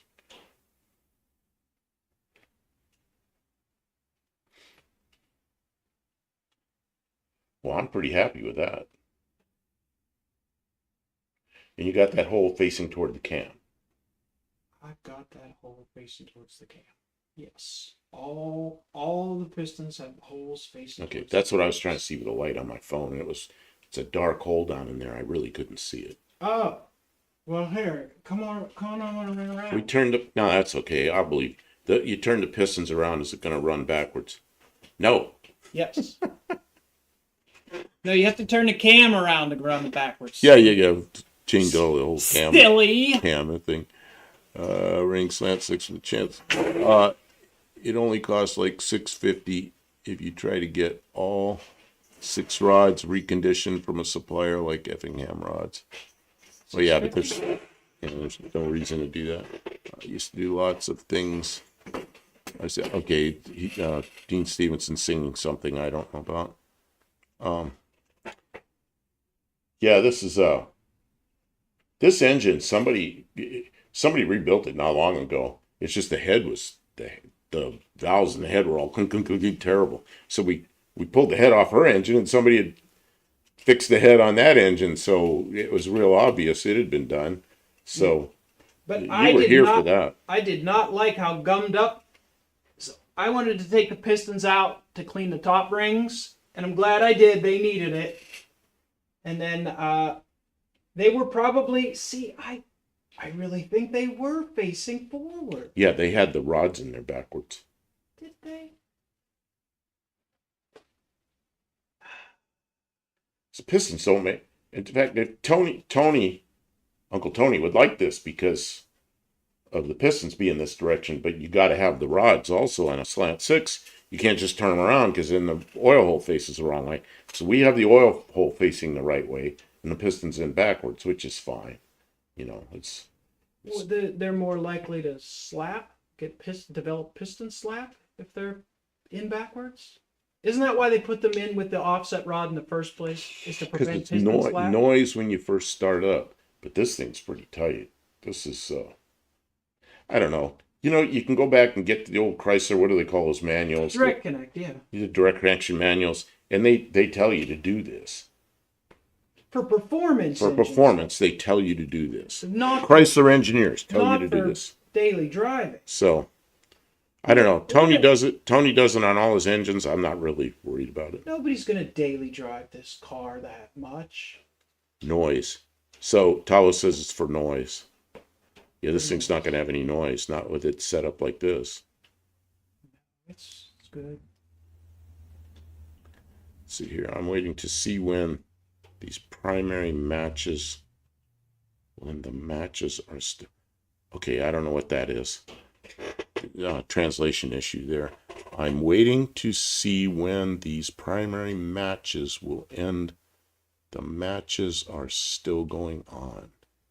Primary matches, what's going on? I'm not sure. Define matches. We don't know what you mean by matches. Some do you mean elections, or do you mean like soccer matches? There's some translation thing there. We don't know. Okay, and y'all know how I love to pull faces. Dean's singing something. Kim, help me with this. Dean's got this old music going. I don't know what it is. Oh, man. I can't believe how we've been going. I don't know the Jesus Was Evil song. I gotta see. We've been going a little while. I mean, our whole goal here was to test out the streaming machine, and it has been pretty flawless. And that's good. And to hang out with you guys, because we've been kind of not doing streaming as much as we were. We were really going at it there like 4 nights a week for a while, and we've been away. So I'm glad we were back, and the streaming machine seems to have worked.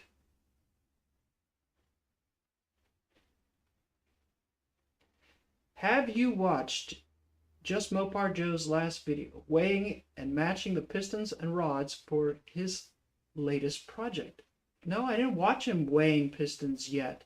I watched a couple of Just Mopar Joe's more recent videos, and I watched some head porting videos that Just Mopar Joe did in the past not too long ago, like 10 months ago. You'd like it a lot, Kim Bergini. Okay. All right, well, I have some time tonight probably because I slept a lot today and we're not going to stream much longer. I think I should wait to put the lifters in until I have the pan gasket on. Wouldn't you agree? I'm sorry, I was poking at something. You're not supposed to be on your phone while we're trying to get. I know, but I had somebody ask me a question, and I'm giving you a hard time. I wanted It's fine. It's fine. It's fine. This is this guy I've helped. They gave him a sandwich for breakfast, a chicken sandwich. I look at it. It's like, looks like a toasted chicken sandwich. He goes, I don't see any chicken. And I look at it and I go, I'm looking at it and I think, it's a chicken sandwich, you know? He's never seen one. So, what do you say to somebody? Junkyard D saw. Bite it. Try it. Oops, wrong one. Junkyard D, yeah, right? Try the sandwich, for goodness sakes. Junkyard D said he saw it as well. So everybody's watching Just Mopar Joe. I like Just Mopar Joe. He's really great in person. He's super friendly. His car looks amazing. He's just an asset to the community. So much so, I wish him all the best. And he knows it. He seems to really know his stuff. And I like when he does tech. When he does tech videos, they're like engrossing. Like I can't look away. So now I'm gonna have to watch it. But yeah, Just Mopar Joe is great. And I was right. It is soccer. Oh, okay. Manchester City. Football matches, yeah, which is like primary matches. Okay, football matches. Okay, which is soccer. Okay, if you watch. Okay, now I'm back to this. I'm sorry, I got distracted with something. That's right.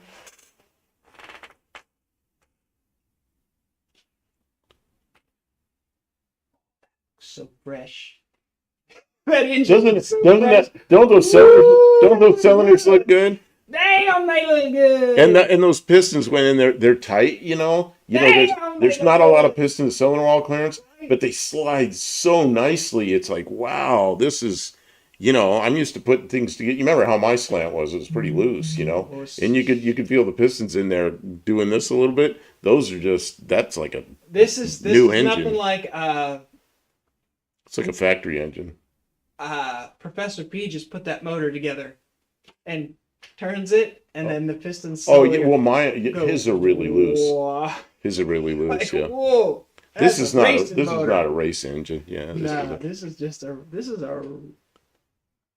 is going to be good though. The whole car will now rotate about the engine in the counterclockwise direction if you put the pistons in backwards. Yeah, if it weren't for the motor mounts, that's how it would work anyways. Is it would rotate the counterclockwise. Well, I mean, to put it together the way it's, you know, supposed to be from the factory, you'd have to take the rods off the pistons and put them back on, and those are press fit. Well, I made a tool to do that. We can do it, but I don't see the need. I think we should just grab up the performance we can get. I think we should. Yeah, I think it's fine. Potentially a couple of horsepower. But I don't think it's was it Engine Masters that said they completely debunked it and it didn't work? But their methodology stunk. I've done a lot of, you know what I did? I did flight testing. You start doing something where you change more than one thing and you mess the test up. And they took an engine, and it was a used engine. They ran it, and then they took the pistons out and swapped them over this way and ran it again. They said it didn't make any difference. And I'm going, wait a minute. You took an old engine, and you took the same rings. You know, what's the engine have? 100,000 miles on it? You swap it like this. Those rings aren't seated on these cylinders. You don't know what you did. You know, you've changed more than one thing. And as far as I'm concerned, they screwed the test up. So I tend to believe the Chrysler engineers more than their test they goofed up. So, yeah, anyway. Uh, Manchester City becomes champion, and if the English team wins, Kego is in debt. I don't know what those words are. No. You just have to slant it. Oh, slant it the other way. Win-win, Ozone. Just Mopar Joe has given me good advice on things with my car. Good guy. AJ Kylie, I have great confidence in Chrysler engineers. They say flip them, flip them. Yeah, they say you get more power that way. And then I've got that. You just said it. Direct connection. The direct connection used to come out with these bulletins or whatever they call them every month, and I have that bulletin, and yeah, it's exactly. They tell you get more power that way. Now I The don't know how much. engineers who were working at Chrysler in the late 50s, they were smart guys. They were developing this engine. They were developing between the Poly and the LA engine and the whole thing, and they did the math. They knew what they were talking about. There's no doubt in my mind that they knew that the offset was there for a reason. They knew it was a compromise between performance and comfort. And they knew they were giving something up for it, and they knew why they were doing it. It was not... If there was nothing to be gained one way or the other, they would have just put the hole in the dead center of the piston. But they knew changing the offset made differences. And if you buy pistons from other companies other than Chrysler, they put the pin in the center, so then it doesn't matter at all. That's the wildest thing about this whole thing is they're 40 over pistons with offsets. Yeah, so they got those pistons from Chrysler is likely. Yeah, they're 40,000 overbore, oversized, and they have offsets. Yeah, that's I didn't expect that. In fact, when I looked at it, I was pretty sure it was not going to be, and it was. It was offset. The advisor worked for Chrysler and Concord. Concord. Who's Concord? Like the airplane?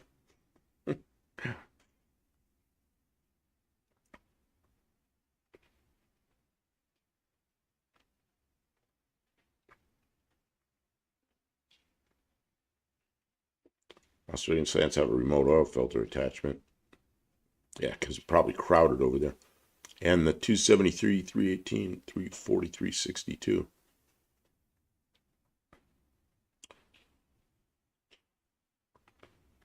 Well, Kim, we've been on here for 4 hours. Have we really? Just shy. We're like 3 minutes shy of 4 hours. Stop the whole video. Yes, that's something I didn't understand down under is the Chrysler, they offset their engines to the right. And then down under, you'd think they'd offset them to the left, but they didn't. They left them in exactly the same place. And you've got all that, you got the steering and brakes, you got everything over there. Are the brakes over there, or is there an arm that goes over there? The brakes are over here. I don't know. It's like you got everything crowded on those cars down there. I guess they would have had to do more than just move the engine over, because the tunnel would be in the wrong place. Everything would be wrong. Yeah, they decided to deal with it with a remote oil filter and some other things. Do you speak any language other than English? Я говорю по-русски немного. But you probably don't speak Russian. Maybe you do speak Russian. I don't know if you're from Ukraine. A lot of people from Ukraine speak Russian. But my Russian, Bruce is taking off. Good night, Bruce. Good night, Bruce. Thank you for being here.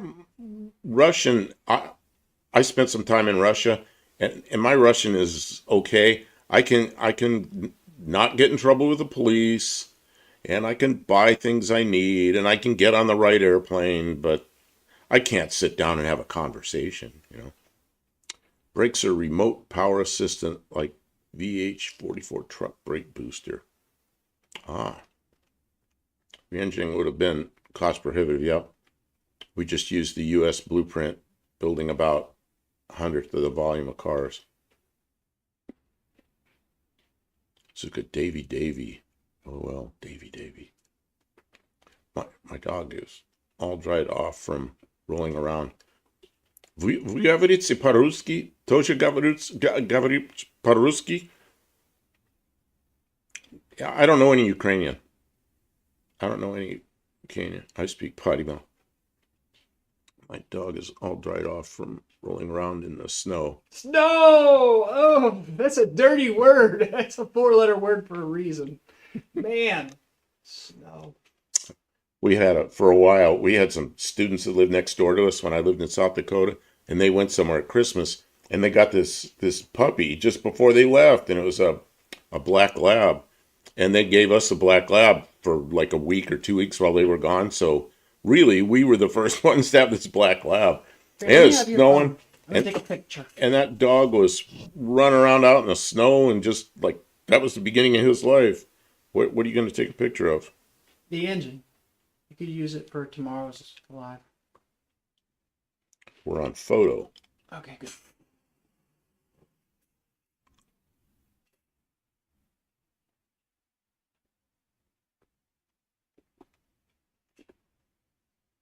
So do you speak Russian or Ukrainian or Ozan? I don't know what languages you speak.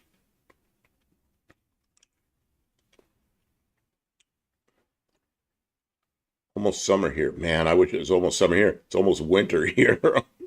It's been raining all day. It's been raining here all day too. Thunderstorms a bit up in the road. Right now it's getting cold out there, but it quit raining. The main thing is the amount of offset the engineers put into the piston pin center line from piston. Piston pin center line from the piston center line.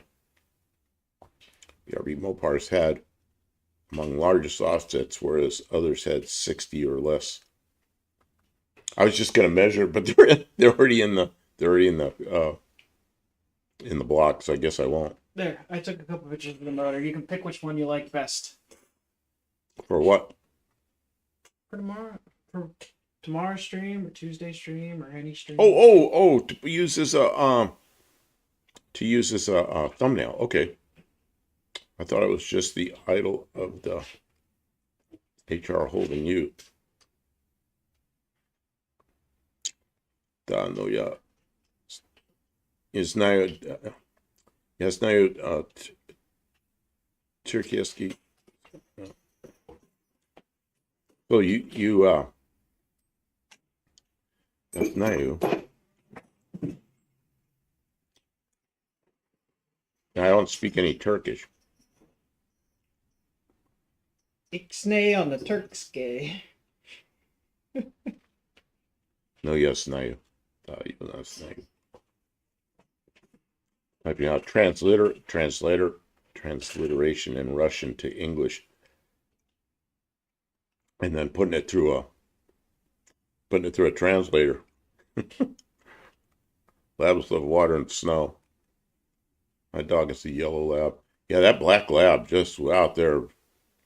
It's just a, kind of a big puppy, just out there running in the snow. And I know I was cold and wet, but I was a kid. And, as a kid, I liked the snow because it was fun. But as an adult, I didn't like it a lot because every time it was snowing, that's when you got to do a brake job or something in your driveway. Good job on the bottom end of the engine later. Okay, take care. Kim, it's been 4 hours. I'm ready to shut this live down. What about you? Yeah. Okay. Getting cold. Yeah, and it's colder, much colder out there than it is in here. I noticed that when I went out. Okay. Take care, everybody. Have a good night. Thanks, everyone. We'll be here on Tuesday night, much earlier, and we'll be here. We'll see you.